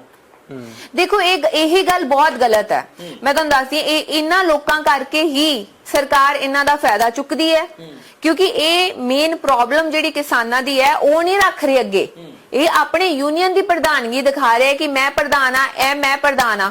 ਅਸੀਂ ਕਿਸੇ ਵੀ ਪ੍ਰੋਟੈਸਟ 'ਚ ਜਾਂਦੇ ਆ, ਮਹਿਤਾਬ ਜਾਂਦੇ ਨੇ, ਅਸੀਂ ਜਾਂਦੇ ਆ, ਅਸੀਂ ਇਹ ਨਹੀਂ ਦੇਖਦੇ ਕਿ ਕਿਹੜੀ ਯੂਨੀਅਨ ਆ ਕੀ ਆ, ਹਨਾ, ਅਸੀਂ ਜਾਣਦੇ ਆ ਆਪਣਾ ਏਜੰਡਾ ਰੱਖਣ ਵਾਸਤੇ ਵੀ ਕਿਸਾਨਾਂ ਦਾ ਜਿਹੜਾ ਬਿੱਲ ਪਾਸ ਕੀਤਾ ਹੈ ਇਹ ਲਾਗੂ ਨਹੀਂ ਹੋਣਾ ਚਾਹੀਦਾ, ਨਹੀਂ ਲਾਗੂ ਹੋਣਾ ਚਾਹੀਦਾ। ਜੇ ਇਹ ਸਾਰੇ ਜਾਣੇ ਇਹ ਆਪਣਾ ਮੈਂ ਛੱਡ ਕੇ, ਜਿਹੜੀ ਮੈਂ ਆ ਕਹਿੰਦੇ ਨਾ ਵੀ ਮੈਂ ਬੰਦੇ 'ਚ ਨਹੀਂ ਹੋਣੀ ਚਾਹੀਦੀ, ਮੈਂ ਛੱਡ ਕੇ ਸਾਰੇ ਜਾਣੇ ਇਕਜੁੱਟ ਹੋ ਕੇ ਸੈਂਟਰ ਦੇ ਉੱਥੇ ਜਾ ਕੇ ਖੜੇ ਹੋਣ, ਕੀ ਸੈਂਟਰ ਨਹੀਂ ਡਰੋਗੀ ਇਹਨਾਂ ਤੋਂ, ਕਿਉਂਕਿ ਇਹਨਾਂ ਦੀ ਇੱਕ ਵੋਟ ਕਾਊਂਟ ਹੋ ਕੇ ਹੀ ਸਰਕਾਰਾਂ ਬਣਦੀਆਂ ਨੇ। ਇਹੀ ਨਾਭੇ ਹੋਇਆ ਜਿਸ ਦਿਨ ਹਰਭਜਨ ਮਾਨ ਹੋਣੀ, ਰਣਜੀਤ ਬਾਵਾ ਹੋਰੀ ਨਾਭੇ ਗਏ, ਤੁਸੀਂ ਵੀ ਵੀਡੀਓ ਦੇਖੀ ਹੋਣੀ ਆ, ਉਹਦੇ ਵਿੱਚ ਵਾਰ-ਵਾਰ ਅਪੀਲ ਕੀਤੀ ਜਾਂਦੀ ਰਹੀ ਕਿ ਜ਼ਾਬਤੇ ਦੀ ਉਲੰਘਣਾ ਹੋ ਰਹੀ ਹੈ। ਸਿੱਧੂ ਮੂਸੇਵਾਲੇ ਨੇ ਮਾਨਸਾ 'ਚ ਵੱਡਾ ਇਕੱਠ ਕੀਤਾ ਸੀ, ਆਪ ਉੱਥੇ ਗਏ, ਕਵਰੇਜ ਕੀਤੀ, ਉੱਥੇ ਵੀ ਉਹਨਾਂ ਨੂੰ ਕਹਿ ਦਿੱਤਾ ਗਿਆ ਕਿ ਯੂਨੀਅਨ ਵਾਲੇ ਇਕੱਠ 'ਚ ਤੁਸੀਂ ਨਾ ਆਇਓ। ਜੇ ਕਲਾਕਾਰ ਅੱਜ ਨਾਲ ਖੜ ਰਹੇ ਨੇ ਕਿਸਾਨਾਂ ਦੇ ਲਈ ਤਾਂ ਯੂਨੀਅਨ ਨੂੰ ਕੀ ਪ੍ਰੋਬਲਮ ਆਉਣਾ? ਪਤਾ ਨਹੀਂ ਕੀ ਪ੍ਰੋਬਲਮ ਆ। ਮੈਂ ਖੁਦ ਕਿਸਾਨ ਯੂਨੀਅਨ ਦੇ ਧਰਨੇ ਤੇ ਜਾ ਕੇ ਬੋਲ ਕੇ ਆਈ ਹਾਂ, ਮੈਨੂੰ ਨਹੀਂ ਸਮਝ ਲੱਗਦੀ ਉਹਨਾਂ ਦੀ ਥਿੰਕਿੰਗ ਦੀ, ਜਦ ਕਿ ਸਾਡੇ ਸਾਰਿਆਂ ਦਾ ਏਜੰਡਾ ਸੇਮ ਹੈ। ਇਸ ਟਾਈਮ ਤੇ ਮੈਨੂੰ ਇਹ ਲੱਗਦਾ ਆ ਕਿ ਸਾਰੇ ਜਿੰਨੇ ਕਿਸਾਨ ਆ ਉਹਨਾਂ ਨੂੰ without any political party, without any union, ਉਹਨਾਂ ਨੂੰ ਇਕਜੁੱਟ ਹੋ ਕੇ ਸਾਰਿਆਂ ਨੂੰ ਇਕੱਠੇ ਤੁਰਨਾ ਚਾਹੀਦਾ ਹੈ। ਕ੍ਰੈਡਿਟ ਵਾਰ ਤਾਂ ਨਹੀਂ ਹੈਗੀ ਕਿਤੇ, ਕੋਈ ਉਹਨਾਂ ਨੂੰ ਲੱਗਦਾ ਤਾਂ ਨਹੀਂ ਕਿ ਕਲਾਕਾਰ ਸਾਡਾ ਪ੍ਰੋਟੈਸਟ ਨੂੰ ਹਾਈਜੈਕ ਕਰਕੇ ਸਾਡੀ ਮੁਹਿੰਮ ਨੂੰ ਹਾਈਜੈਕ? ਮੇਰੀ ਗੱਲ ਸੁਣੋ, ਇਹ ਤਾਂ ਆਪੋ ਆਪਣੀ ਸੋਚ ਹੈ ਜੀ, ਇਹ ਆਪੋ ਆਪਣੀ ਸੋਚ ਹੈ ਜੀ। ਆਪਾਂ ਨੂੰ ਕੋਈ ਇੰਟਰਸਟ ਨਹੀਂ ਪੋਲਿਟਿਕਸ ਦੇ ਵਿੱਚ, ਆਪਾਂ ਨੂੰ ਕੋਈ ਇੰਟਰਸਟ ਨਹੀਂ ਕਿਸੇ ਦੀ। ਤੁਸੀਂ ਐਮਐਲਏ ਤਾਂ ਨਹੀਂ ਖੜਨਾ ਕਿਤੇ? ਦੇਖੋ ਮੇਰੀ ਗੱਲ ਸੁਣੋ, ਐਮਐਲਏ ਖੜਨ ਦੀ ਗੱਲ ਨਹੀਂ ਗੀ। ਐਮਐਲਏ ਦੇਖੋ ਜੇ ਲੋਕ ਬਣਾਉਂਦੇ ਆ ਤੁਹਾਨੂੰ ਐਮਐਲਏ, ਜੇ ਤੁਸੀਂ ਲੋਕਾਂ ਦੀ ਦੇਖੋ ਮੇਨ ਲੀਡਰ ਤੁਹਾਡਾ ਉਹੀ ਹੈ ਜਿਹੜਾ ਜਾ ਕੇ ਉੱਥੇ ਸੈਂਟਰ ਦੇ ਵਿੱਚ, ਜਿਹੜਾ ਜਾ ਕੇ ਪਾਰਲੀਮੈਂਟ ਦੇ ਵਿੱਚ ਤੁਹਾਡੇ ਹੱਕਾਂ ਵਾਸਤੇ ਲੜਦਾ ਹੈ। ਇਹ ਨਹੀਂ ਵੀ ਕੱਲਾ ਵੋਟਾਂ ਦੇ ਟਾਈਮ ਤੇ ਆ ਕੇ ਤੁਹਾਡੇ ਕੋਲੋਂ ਵੋਟਾਂ ਲੈ ਰਿਹਾ। ਠੀਕ ਹੈ, ਅੱਛਾ, ਇੱਕ ਤਾਂ ਯੂਨੀਅਨ ਵਾਲੀ ਗੱਲ ਹੋਗੀ ਵੱਖਰੀ, ਇੱਕ ਪੋਲੀਟੀਕਲ ਪਾਰਟੀਆਂ ਵਾਲੀ। ਹੁਣ ਪੰਜਾਬ ਦੇ ਵਿੱਚ ਅਕਾਲੀ ਦਲ ਹੈ, ਕਾਂਗਰਸ ਹੈ, ਆਮ ਆਦਮੀ ਪਾਰਟੀ ਹੈ, ਸੁਖਪਾਲ ਖਹਿਰਾ ਨੇ, ਬੈਂਸ ਨੇ, ਨਵਜੋਤ ਸਿੱਧੂ ਨੇ, ਇਹ ਸਾਰੇ ਪ੍ਰੋਟੈਸਟ ਕਰ ਰਹੇ ਨੇ ਪਰ ਵੱਖੋ ਵੱਖਰਾ ਕਰ ਰਹੇ ਨੇ। ਅਸਰ ਹੋਊਗਾ ਕੇਂਦਰ ਤੇ ਇਸ ਗੱਲ ਦਾ? ਇਹਦਾ ਜਵਾਬ ਮਹਿਤਾਬ ਜੀ ਤੁਸੀਂ ਦਿਓ। ਬਿਲਕੁਲ ਜੀ, ਕੱਲ ਵੀ ਅਸੀਂ ਜਦੋਂ 에어ਪੋਰਟ ਚੌਂਕ ਤੇ ਸੀ ਨਾ, ਉੱਥੇ ਸੂਝਵਾਨ ਕਾਫੀ ਸਾਡੇ ਬਜ਼ੁਰਗ ਵੀ ਸੀ, ਉਹਨਾਂ ਨੇ ਦੱਸਿਆ ਕਿ ਇੱਕ ਝੰਡੇ ਥੱਲੇ ਆਪਾਂ ਨੂੰ ਇਕੱਠੇ ਹੋਣ ਦੀ ਲੋੜ ਆ। ਕਰਤਾਰ ਚੀਮਾ ਭਾਈ ਨੇ ਵੀ ਇਸ ਚੀਜ਼ ਬਾਰੇ ਬਹੁਤ ਡਿਟੇਲਿੰਗ ਦੇ ਵਿੱਚ ਸਵਾਲ ਜਵਾਬ ਕੀਤੇ, ਸਾਹਮਣੇ ਬੈਠਿਆਂ ਦੇ ਵੀ ਤੁਸੀਂ ਅੱਜ ਸਾਨੂੰ ਬੁਲਾਇਆ 4 ਕਲਾਕਾਰਾਂ ਨੂੰ, ਅਸੀਂ ਇਕੱਠੇ ਹੋ ਕੇ ਆਏ ਆ, ਕੱਲ ਨੂੰ ਤੁਸੀਂ ਫਿਰ ਇੱਕ ਝੰਡੇ ਥੱਲੇ ਬਹੋ, ਅਸੀਂ ਫਿਰ ਆਵਾਂਗੇ, 4 ਦੀ ਜਗ੍ਹਾ ਅਸੀਂ ਫਿਰ 8 ਜਣੇ ਹੋਰ ਨਾਲ ਲੈ ਕੇ ਆਵਾਂਗੇ, ਫਿਰ ਕੱਲ ਨੂੰ 20 ਜਣੇ ਹੋਰ ਲੈ ਕੇ ਆਉਣਗੇ। ਅਸੀਂ ਕੱਲ ਦੀ ਇੱਕੋ ਗੱਲ ਕਰ ਰਹੇ ਆ ਕਿ ਜਿੱਥੇ ਵੀ ਜਾਣਾ ਏਕਾ ਬਣਾਓ, ਚਾਹੇ ਤੁਸੀਂ ਇੱਕ ਸ਼ਹਿਰ ਰੱਖ ਲਓ ਕਿ ਅੱਜ ਸਾਰੇ ਅੰਮ੍ਰਿਤਸਰ ਇਕੱਠੇ ਹੋ ਜਾਓ। ਪਰ ਕਹਿੰਦੇ ਕਲਾਕਾਰ ਵੀ ਇਕਜੁੱਟ ਨਹੀਂ, ਮੂਸੇ ਵਾਲੇ ਨੇ ਆਪਣਾ ਲਾ ਲਿਆ, ਦੀਪ ਸਿੰਘ ਨਹੀਂ ਜੀ, ਇਹ ਗਲਤ ਗੱਲ ਹੈ, ਇਹ ਗਲਤ ਗੱਲ ਆ। ਵੇਖੋ ਮੇਰੀ ਗੱਲ ਸੁਣੋ, ਜਿਹੜਾ ਆਪਣੇ ਏਰੀਏ 'ਚ ਆ ਉਹ ਆਪਣੇ ਏਰੀਏ 'ਚ ਪ੍ਰਮੋਟ ਕਰ ਰਿਹਾ, ਆਪਣੇ ਏਰੀਏ 'ਚ। ਦੇਖੋ ਕਲਾਕਾਰ ਜਿਹੜੇ ਆ ਉਹ ਜਿਵੇਂ ਸਿੱਧੂ ਮੂਸੇਵਾਲਾ ਜੀ ਦੇ ਏਰੀਆ ਹੋਊਗਾ, ਉੱਥੇ ਉਹਨਾਂ ਨੇ ਸੱਦ ਲਿਆ ਸਾਰਿਆਂ ਨੂੰ, ਉਹਨਾਂ ਨੇ ਇਹ ਨਹੀਂ ਕਿਹਾ ਵੀ ਤੁਸੀਂ ਨਹੀਂ ਆਉਣਾ, ਉਹਨਾਂ ਨੇ ਸਾਰਿਆਂ ਨੂੰ ਸੱਦਾ ਦਿੱਤਾ, ਵੈਲਕਮ ਕੀਤਾ। ਹੁਣ ਕੱਲ ਨੂੰ ਮਹਿਤਾਬ ਜਾਂਦੇ ਨੇ ਹਰਿਆਣਾ ਦੇ ਵਿੱਚ ਜਾ ਕੇ ਆਪਣੇ ਕਰਨਾਲ ਦੇ ਵਿੱਚ ਰੈਲੀ ਕਰਦੇ ਨੇ ਕਿਸਾਨ ਯੂਨੀਅਨ, ਇਹਨਾਂ ਨੇ ਇਹ ਥੋੜਾ ਨਾ ਕਿਹਾ ਵੀ ਹਾਂ ਆਪਾਂ ਅਲੱਗ ਕਰ ਰਹੇ ਹਾਂ। ਦੇਖੋ ਹਰ ਇੱਕ ਦਾ ਏਰੀਆ ਆ, ਹਨਾ, ਵੀ ਮੇਰਾ ਏਰੀਆ ਅਜਨਾਲਾ ਸੀਗਾ, ਮੇਰਾ ਪਿੰਡ ਉਹ ਆ, ਮੇਰੇ ਕਿਸਾਨ ਹੋ। ਦੇਖੋ ਹਰ ਇੱਕ ਕੋਈ ਬੰਦਾ ਆਪਣੇ ਏਰੀਏ ਦੀ ਜ਼ਿੰਮੇਵਾਰੀ ਚੁੱਕ ਲੇ, ਉਹਨਾਂ ਨੂੰ ਸਾਰਿਆਂ ਨੂੰ ਇਕੱਠੇ ਕਰਕੇ ਲੈ ਕੇ ਆਏ, ਅਸੀਂ ਕੋਈ ਅਲੱਗ ਨਹੀਂ ਗਏ। ਅੱਜ ਮਹਿਤਾਬ ਜੀ ਉੱਥੇ ਰੈਲੀ ਕਰਦੇ ਨੇ, ਉੱਥੇ ਸਾਰੇ ਆਪ ਹੀ ਕਿਹਾ ਨਾ ਕਿ ਇੱਕ ਝੰਡੇ ਥੱਲੇ ਇਕੱਠਾ ਹੋਣਾ ਪੈਣਾ। ਫਿਰ ਹੁਣ ਅਸੀਂ ਚਲੋ ਠੀਕ ਹੈ, ਸ਼ੁਰੂਆਤ ਦੇ ਵਿੱਚ ਵੱਖ-ਵੱਖ ਪ੍ਰੋਟੈਸਟ ਹੋ ਲਏ, ਪਰ ਹੁਣ ਆਉਣ ਵਾਲੇ ਸਮੇਂ ਦੇ ਵਿੱਚ ਇੱਕ ਵੱਡਾ ਪ੍ਰੋਟੈਸਟ ਇੱਕ ਜਗ੍ਹਾ ਬਿਲਕੁਲ ਹੋਣਾ ਚਾਹੀਦਾ, ਬਿਲਕੁਲ ਹੋਣਾ ਚਾਹੀਦਾ। ਅਸੀਂ ਉਹ ਵੀ ਕਹਿੰਦੇ ਥੱਲੇ ਝੰਡੇ ਥੱਲੇ ਜਾਣਾ ਚਾਹੀਦਾ। ਜਿੰਨੀਆਂ ਪਾਰਟੀਆਂ ਆਪਣੀ ਪਾਰਟੀ ਵਾਲੀ ਛੱਡ ਕੇ ਆਓ, ਅਸੀਂ ਤਾਂ ਚਲੋ ਫਿਰ ਇੱਕ ਪਾਰਟੀ ਦਾ ਝੰਡਾ ਛੱਡਿਆ, ਹੁਣ ਇੱਕ ਕਿਸਾਨ ਯੂਨੀਅਨ ਵਾਲਾ ਆਪਣਾ ਝੰਡਾ ਵੱਖਰਾ ਬਣਾ ਦੇਣ, ਹਨਾ। ਇੱਕ ਕਿਸਾਨ ਯੂਨੀਅਨ ਰੱਖਣ, ਉਹਦੇ ਥੱਲੇ ਕਿਹਨੂੰ ਕਹਿੰਦੇ ਆ ਅਕਾਲੀ ਦਲ ਆਣ, ਉਹਦੇ ਥੱਲੇ ਕਾਂਗਰਸ ਆਵੇ, ਉਹਦੇ ਥੱਲੇ ਆਮ ਆਦਮੀ ਪਾਰਟੀ ਆਵੇ, ਉਹਦੇ ਥੱਲੇ ਆਪਾਂ ਸਾਰੇ ਕਲਾਕਾਰ ਇਹਨਾਂ ਦੇ ਨਾਲ, ਆਪਾਂ ਤੇ ਕਿਸਾਨਾਂ ਵਾਸਤੇ ਉਹਨਾਂ ਦੇ ਹੱਕਾਂ ਵਾਸਤੇ ਲੜਨ ਲਈ ਰੈਡੀ ਆ। ਆਪਾਂ ਕਿਸੇ ਪੋਲੀਟੀਕਲ ਪਾਰਟੀ ਦਾ ਸਮਰਥਨ ਨਹੀਂ ਕਰ ਰਹੇ ਇਸ ਟਾਈਮ ਤੇ। ਨਿਰਾਸ਼ਾ ਵੀ ਹੋ ਜਾਂਦੀ ਹੈ ਨਾ ਜਦੋਂ ਆਲੋਚਨਾ ਹੁੰਦੀ ਹੈ। ਫਿਰ ਹੁਣ ਅੱਜ ਕਲਾਕਾਰ ਆ ਰਹੇ ਨੇ, ਬਹੁਤੇ ਕਹਿੰਦੇ ਕਿ ਸ਼ਾਇਦ ਕਲਾਕਾਰਾਂ ਕੋਲੇ ਪ੍ਰੋਗਰਾਮ ਨਹੀਂ ਹੈਗੇ ਤਾਂ ਕਲਾਕਾਰ ਹੁਣ ਆਉਣ ਲੱਗ ਗਏ। ਦੇਖੋ ਮੇਰੀ ਗੱਲ ਸੁਣੋ, ਨੈਗੇਟਿਵ ਗੱਲਾਂ ਜੇ ਤੁਸੀਂ ਸੋਚਣੀਆਂ ਨਾ, ਨੈਗੇਟਿਵ ਗੱਲਾਂ ਤੁਸੀਂ ਕਿਸੇ ਬਾਰੇ ਚੰਗਾ ਨਹੀਂ ਸੋਚ ਸਕਦੇ, ਕਿਸੇ ਬਾਰੇ ਮਾੜਾ। ਜੇ ਕੋਈ ਬੰਦਾ ਚੰਗਾ ਕਰਨਾ ਸ਼ੁਰੂ ਕਰ ਦੂਗਾ ਨਾ, ਤਦ ਵੀ ਉਹਦੇ ਬਾਰੇ ਗੱਲਾਂ ਕਰਨਗੇ, ਜੇ ਨਹੀਂ ਆਏ ਤਦ ਵੀ ਗੱਲਾਂ ਕਰਨਗੇ, ਠੀਕ ਆ। ਨਹੀਂ ਤੇ ਕਲਾਕਾਰਾਂ ਨੂੰ, ਕਲਾਕਾਰ ਆ ਰਹੇ ਆ ਇਹ ਦਾ ਮਤਲਬ ਵੀ ਤਾਂ ਵੀ ਨਹੀਂ ਚੰਗੇ ਲੱਗ ਰਹੇ ਕਿ ਕਿਉਂ ਆ ਗਏ। ਜੇ ਨਾ ਆਉਂਦੇ ਫਿਰ ਥੱਲੇ ਮੈਸੇਜ ਆਉਂਦੇ ਆ, ਬਾਈ ਜੀ ਤੁਸੀਂ ਨਹੀਂ ਗਏ ਧਰਨੇ ਤੇ, ਬਾਰ-ਬਾਰ ਕਹਿੰਦੇ ਨਾ, ਮਤਲਬ ਕਿਸੇ ਪਾਸੋਂ ਨਹੀਂ ਜੀਣ ਦੇਣਾ। ਤੁਸੀਂ ਗੀਤਾਂ ਤੇ ਜੱਟਾਂ ਦੀ ਗੱਲ ਕਰਦੇ ਹੋ, ਹੁਣ ਕਿਸਾਨਾਂ ਦੀ ਵਾਰੀ ਆਈ, ਤੁਸੀਂ ਆਏ ਨਹੀਂ ਹੈਗੇ। ਨਹੀਂ ਤੁਸੀਂ ਇਸ ਗੱਲ ਦੇ ਉੱਤੇ ਕਲਾਕਾਰ ਸ਼ਬਦ ਤੇ ਛੱਡ ਹੀ ਦਿਓ। ਆਪਾਂ ਕਲਾਕਾਰ ਬਣ ਕੇ ਜਾਂਦੇ ਹੀ ਨਹੀਂ ਕਿਤੇ ਵੀ। ਮੈਂ ਤਾਂ ਆਪਾਂ ਇੱਕ ਆਮ ਇਨਸਾਨ, ਇਹ ਵੀ ਫਾਰਮਰ ਫੈਮਿਲੀ ਨੂੰ ਬਿਲੋਂਗ ਕਰਦੇ ਆ, ਮੈਂ ਖੁਦ ਫਾਰਮਰ ਫੈਮਿਲੀ ਨੂੰ, ਜੱਟ ਫੈਮਿਲੀ ਨੂੰ ਬਿਲੋਂਗ ਕਰਦੀ ਆ। ਆਪਾਂ ਤੇ ਆਪਣੇ ਕਿਹਨੂੰ ਕਹਿੰਦੇ ਹੱਕਾਂ ਵਾਸਤੇ ਜਾ ਰਹੇ ਆ, ਔਰ ਆਪਾਂ ਜਾਵਾਂਗੇ। ਔਰ ਕੋਈ ਵੀ ਕਲਾਕਾਰ ਪੰਜਾਬੀ ਫਿਲਮ ਇੰਡਸਟਰੀ ਦੇ ਵਿੱਚੋਂ ਉਹ ਕੋਈ ਕਲਾਕਾਰ ਬਣ ਕੇ ਨਹੀਂ ਜਾ ਰਿਹਾ, ਉਹ ਸਿੱਧਾ ਕਹਿ ਰਹੇ, ਜਿਵੇਂ ਮਹਿਤਾਬ ਜੀ ਨੇ ਕਿਹਾ ਵੀ ਸਾਡਾ ਫੋਟੋਆਂ ਖਿਚਾਉਣ ਵਾਸਤੇ ਨਾ ਆਇਓ, ਆਪਾਂ ਕਲਾਕਾਰ ਬਣ ਕੇ ਨਹੀਂ ਆ ਰਹੇ। ਆਪਾਂ ਇੱਥੇ ਇੱਕ ਆਮ ਇਨਸਾਨ ਬਣ ਕੇ, ਜਿਹੜੇ ਕਿ ਕਿਸਾਨਾਂ ਦੀ ਫੈਮਿਲੀਜ਼ ਨੂੰ ਬਿਲੋਂਗ ਕਰਦੇ ਆ, ਆਪਾਂ ਆਪਣੇ ਹੱਕਾਂ ਦੀ ਲੜਾਈ ਲੜਨ ਵਾਸਤੇ ਆ ਰਹੇ ਹਾਂ। ਤੇ ਤੁਸੀਂ ਤਿਆਰ ਹੋ ਜਿੱਥੇ ਕਿਤੇ ਸੰਘਰਸ਼ ਹੋਊਗਾ ਜਾਂ ਜਿਹੜੀ ਇੱਕ ਕੋਈ ਯੂਨਿਟੀ ਹੋਊਗੀ ਆਉਣ ਵਾਲੇ ਸਮੇਂ ਦੇ ਵਿੱਚ, ਕਿਤੇ ਤੁਹਾਡੇ ਮਨ ਦੇ ਵਿੱਚ ਤਾਂ ਨਹੀਂ ਕਿ ਕਿਸੇ ਹੋਰ ਦੇ ਇਕੱਠ 'ਚ ਅਸੀਂ ਨਹੀਂ ਜਾਣਾ? ਬਿਲਕੁਲ ਤਿਆਰ ਆ ਜੀ, ਜਿੱਥੇ ਬੁਲਾਓਗੇ ਅਸੀਂ ਉੱਥੇ ਆਵਾਂਗੇ। ਤੁਸੀਂ ਵੀ ਉੱਥੇ ਆਇਓ, ਤੁਸੀਂ ਵੀ ਸਾਨੂੰ ਮਿਲੋਗੇ, ਇੰਟਰਵਿਊ ਕਰੋਗੇ। ਤੁਸੀਂ ਆਪ ਕਿਉਂ ਵੀ ਅਸੀਂ ਉਦੋਂ ਘਰੇ ਬਹਿ ਕੇ ਗੱਲ ਕੀਤੀ ਸੀ। ਹਾਂ, ਇੱਕ ਹੋਰ ਇੱਥੇ ਗੱਲ ਜਿਹੜੀ ਸਾਹਮਣੇ ਆ ਰਹੀ ਹੈ ਕਿ ਜਿਹੜਾ ਪੰਜਾਬ ਦਾ ਮੀਡੀਆ ਹੈ ਉਹ ਤਾਂ ਕਵਰੇਜ ਕਰ ਰਿਹਾ ਤੇ ਨੈਸ਼ਨਲ ਮੀਡੀਆ ਦੇ ਵਿੱਚ ਹਾਲੇ ਵੀ ਕਵਰ ਜਿਹੜਾ ਪੰਜਾਬ ਦੇ ਸੰਘਰਸ਼ ਨਹੀਂ ਹੋਏ ਹੈਗੇ ਜੀ। ਉਸ ਗੱਲ ਵਾਸਤੇ ਵੀ ਮੈਂ ਸੋਚ ਰਹੀ ਸੀਗੀ, ਕਿਉਂਕਿ ਪਿੱਛੇ ਜੇ ਏਜੰਡਾ ਆਇਆ ਸੀਗਾ, ਜਿਵੇਂ ਦੀਪਿਕਾ ਪਾਦੂਕੋਣ ਦਾ ਚੱਲ ਰਿਹਾ ਹੈ ਇਸ ਟਾਈਮ ਦੇ ਉੱਤੇ, ਮੈਂ ਬਹੁਤ ਸਾਰੇ ਚੈਨਲਸ ਦੇ ਨਾਲ ਇੰਟਰਵਿਊਜ਼ ਕੀਤੀਆਂ, ਭਾਵੇਂ ਅੱਜ ਤੱਕ ਦੇ ਨਾਲ ਕੀਤੀਆਂ, ਅਰਨਵ ਜੀ ਦੇ ਨਾਲ ਕੀਤੀਆਂ, ਨਿਊਜ਼ 18 ਸਾਰਿਆਂ ਦੇ ਨਾਲ ਕੀਤੀਆਂ, ਹਨਾ। ਮੈਂ ਜਿੰਨੇ ਵੀ ਮੈਨੂੰ ਉਹਨਾਂ ਦੇ ਫੋਨ ਅੱਜ ਤੱਕ ਆਏ ਹੈ, ਪਿਛਲੇ ਦਿਨੀ ਵੀ ਆ ਰਿਹਾ, ਹੁਣ ਵੀ ਆ ਰਿਹਾ ਕਿ ਸਾਡੇ ਨਾਲ ਪੈਨਲ ਡਿਸਕਸ਼ਨ ਦੇ ਵਿੱਚ ਬੈਠੋ, ਇਹ ਦੀਪਿਕਾ ਪਾਦੂਕੋਣ ਦਾ ਜਿਹੜਾ ਡਰੱਗਸ ਦਾ ਚੱਲ ਰਿਹਾ ਹੈ, ਠੀਕ ਹੈ। ਮੈਂ ਇੱਕ ਵਾਰੀ ਬੈਠੀ, ਪਰ ਮੈਂ ਤੀਜੀ ਵਾਰੀ ਉਹਨਾਂ ਨੂੰ ਇਹ ਕਿਹਾ, ਮੈਂ ਕਿਹਾ ਵੀ ਕਿਸਾਨਾਂ ਦਾ ਇਸ਼ੂ ਚੱਕੋਗੇ, ਕਦੋਂ ਚੱਕੋਗੇ ਤੁਸੀਂ? ਮੈਂ ਕਿਹਾ ਮੇਰੇ ਕੋਲ ਹੁਣ ਇੰਨਾ ਫ੍ਰੀ ਗੱਲਾਂ ਦਾ ਟਾਈਮ ਨਹੀਂ ਹੈਗਾ ਵੀ ਤੁਸੀਂ ਇੱਕੋ ਗੱਲ ਕਰੀ ਸੁਸ਼ਾਂਤ ਦੀਪਿਕਾ ਤੋਂ ਅੱਗੇ ਤੁਸੀਂ ਜਾ ਨਹੀਂ ਰਹੇ ਹੋ, ਠੀਕ ਹੈ। ਤੁਹਾਡੀ ਇੱਕ ਇਸ਼ੂ ਸੀਗਾ, 121 ਮੌਤਾਂ ਹੋ ਗਈਆਂ ਜ਼ਹਿਰੀਲੀ ਸ਼ਰਾਬ ਦੇ ਨਾਲ, ਉਹ ਮੁੱਦਾ ਤੁਸੀਂ ਚੱਕ ਨਹੀਂ ਰਹੇ। ਹਾਂ, ਉਹ ਮੁੱਦਾ ਤੁਸੀਂ, ਅੱਛਾ ਮੇਰੀ ਗੱਲ ਸੁਣੋ, ਦੀਪਿਕਾ ਜੀ ਵਾਲਾ ਜਿਹੜਾ ਆ ਮੁੱਦਾ ਚੱਲ ਰਿਹਾ ਹੈ ਚਰਚ ਤੇ ਵੀਡ ਦਾ, ਮੈਨੂੰ ਇੱਕ ਗੱਲ ਦੱਸੋ, ਚਰਚ ਵੀਡ ਕਿੱਥੇ ਨਹੀਂ ਹੈਗੀ? ਇਹ ਸਿਰਫ ਬਾਲੀਵੁੱਡ ਦੇ ਵਿੱਚ ਹੈ? ਇਹ ਕੀ ਗੱਲ ਹੈ ਪੰਜਾਬ ਦੇ ਵਿੱਚ ਨਹੀਂ ਹੈਗੀ, ਇਹ ਹਰਿਆਣਾ ਦੇ ਵਿੱਚ ਨਹੀਂ ਹੈਗੀ, ਜਾਂ ਕਿਸੇ ਸਟੇਟ ਦੇ ਵਿੱਚ ਨਹੀਂ ਹੈਗੀ? ਇਹ ਹਰ ਇੱਕ ਸਟੇਟ ਦਾ ਇੱਕ ਡਰੱਗ ਦਾ ਬਹੁਤ ਵੱਡਾ ਇਸ਼ੂ ਹੈ। ਇਹ ਬਾਰ-ਬਾਰ ਇੱਕੋ ਗੱਲ ਨੂੰ ਬਾਲੀਵੁੱਡ ਨੂੰ ਚੱਕ ਕੇ ਕਿ ਇਸ ਅਦਾਕਾਰਾ ਨੇ ਡਰੱਗ ਕੀਤਾ, ਇਹਨੇ ਇਹ ਵੀਡ ਕਰ ਰਹੀ ਹੈ, ਇਹ ਕੀ ਮਤਲਬ? ਤੁਸੀਂ ਇਹ ਸੈਂਟਰਸ ਨਹੀਂ ਦੇਖਦੇ ਡੀ ਐਡਿਕਸ਼ਨ ਜਿੱਥੇ ਨਸ਼ਾ ਛੁਡਾਊ ਕੇਂਦਰ ਨੇ, ਉੱਥੇ ਕਈ ਤਰ੍ਹਾਂ ਦੇ ਲੋਕੀ ਆਂਦੇ ਜਿਹੜੇ ਡਰੱਗ ਕਰਦੇ ਆ, ਫਿਰ ਉਹਨਾਂ ਤੋਂ ਵੀ ਪੁੱਛਤਾਛ ਕਰਨੀ ਚਾਹੀਦੀ ਹੈ ਵੀ ਤੁਸੀਂ ਡਰੱਗ ਤੁਹਾਨੂੰ ਕਿੱਥੋਂ ਮਿਲਿਆ, ਤੁਸੀਂ ਕਿਹੜੇ ਡਰੱਗ ਪੈਡਲਰ ਕੋਲੋਂ ਡਰੱਗ ਲਿਆ? ਕਿਉਂ ਉਹਨਾਂ ਨੇ ਵੀ ਤਾਂ ਕਿਤੇ ਨਾ ਕਿਤੋਂ ਲਿਆ ਹੀ ਹੋਣਾ ਨਾ, ਉਹਨਾਂ ਨੇ ਤਾਂ ਚਲੋ ਵੀਡ ਕੀਤੀ, ਇੱਥੇ ਤੇ ਆ ਚਿੱਟਾ ਵੀ ਕਰਦੇ ਆ, ਕਿੰਨਾ ਕੁਝ ਕਰਦੇ ਆ, ਕਿੰਨਾ ਡਰੱਗ ਸਪਲਾਈ ਆ। ਇਹਦੇ ਵਿੱਚ ਤੇ ਇਹ ਵੀ ਕੁਐਸਚਨ ਹੋਣਾ ਚਾਹੀਦਾ ਵੀ ਤੁਹਾਡੀ ਸਟੇਟ ਦੇ ਵਿੱਚ ਡਰੱਗ ਸਪਲਾਈ ਕਿੱਥੋਂ ਹੁੰਦਾ ਹੈ, ਤੁਹਾਡੀ ਸਟੇਟ ਦੀ ਜਿਹੜੀ ਸਿਕਿਉਰਿਟੀ ਫੋਰਸ ਆ ਉਹ ਕਿੱਥੇ ਗਈ ਹੈ ਜਦੋਂ ਡਰੱਗ ਆ ਰਿਹਾ ਹੈ। ਔਰ ਉੱਤੇ ਸਭ ਤੋਂ ਸੀਬੀਆਈ ਕਹਿੰਦੇ ਸੀਬੀਆਈ ਇਨਕੁਆਇਰੀ ਕਰੂਗੀ। ਮੈਨੂੰ ਇੱਕ ਗੱਲ ਦੱਸੋ, ਪੂਰੇ ਇੰਡੀਆ ਦੇ ਵਿੱਚ ਓਨਲੀ 72,000 ਸੀਬੀਆਈ ਦੀ ਟੀਮ ਆ ਬਿਲਕੁਲ, ਤੇ ਸਾਡੀ ਮਤਲਬ ਪੂਰੇ ਹਿੰਦੁਸਤਾਨ ਦੀ ਪੋਪੂਲੇਸ਼ਨ ਕਿੰਨੀ ਹੈ? 140 ਕਰੋੜ ਸਾਡੀ ਹਿੰਦੁਸਤਾਨ ਦੀ ਪੋਪੂਲੇਸ਼ਨ ਹੈ। ਜੇ ਇੱਕ ਵੀ ਬੰਦਾ ਸੀਬੀਆਈ ਦਾ ਇੱਕ ਬੰਦੇ ਦੇ ਨਾਲ ਮਤਲਬ ਇੱਕ ਬੰਦੇ ਇਕੁਅਲਸ ਟੂ 100 ਪੀਪਲ, ਇੱਕ ਬੰਦੇ ਦਾ ਨਹੀਂ ਇਸ਼ੂ ਸੌਰਟ ਆਊਟ ਹੁੰਦਾ ਤੇ 100 ਲੋਕਾਂ ਦਾ ਕਿੱਥੇ ਹੋਊਗਾ? ਪੰਜਾਬ ਦੇ ਜਾਂ ਦੇਸ਼ ਦੇ ਬਹੁਤ ਸਾਰੇ ਹੋਰ ਇਸ਼ੂਜ਼ ਨੇ, ਸ਼ਾਇਦ ਉਹਨਾਂ ਤੋਂ ਡਾਇਵਰਟ ਕਰਨ ਦੇ ਲਈ ਇਹ ਸਭ ਕੁਝ ਹੋ ਰਿਹਾ। ਅਸੀਂ ਮੁੜ ਤੋਂ ਕਿਸਾਨੀ ਤੇ ਆ ਜਾਈਏ। ਸੋਨੀਆ, ਜਿਸ ਢੰਗ ਦੇ ਨਾਲ ਹੁਣ ਇੱਕ ਸ਼ੁਰੂਆਤ ਹੋਈ ਹੈ, ਚੰਗੀ ਸ਼ੁਰੂਆਤ ਹੈ, ਅਸੀਂ ਕਹਿੰਦੇ ਕਿ ਪ੍ਰੋਟੈਸਟ ਹੋ ਰਹੇ ਆ ਕਿਉਂਕਿ ਲੜਾਈ ਕੇਂਦਰ ਦੇ ਨਾਲ ਹੈ, ਤੇ ਜਿਵੇਂ ਤੁਸੀਂ ਵੀ ਕਿਹਾ ਕਿ ਇਕਜੁੱਟਤਾ ਦੀ ਲੋੜ ਹੈਗੀ ਹੈ। ਆਉਣ ਵਾਲੇ ਸਮੇਂ ਦੇ ਵਿੱਚ ਕਿਸੇ ਇੱਕ ਪਲੇਟਫਾਰਮ ਤੇ ਇਕੱਠੇ ਹੋ ਕੇ ਕੇਂਦਰ ਸਰਕਾਰ ਨਾਲ ਟੱਕਰ ਲਈਏ ਤਾਂ ਇਹ ਬਿੱਲ ਅਮੈਂਡਮੈਂਟ ਹੋਵੇ ਜਾਂ ਰੱਦ ਹੋਣ ਜਾਂ ਜੋ ਵੀ ਹੋਵੇ।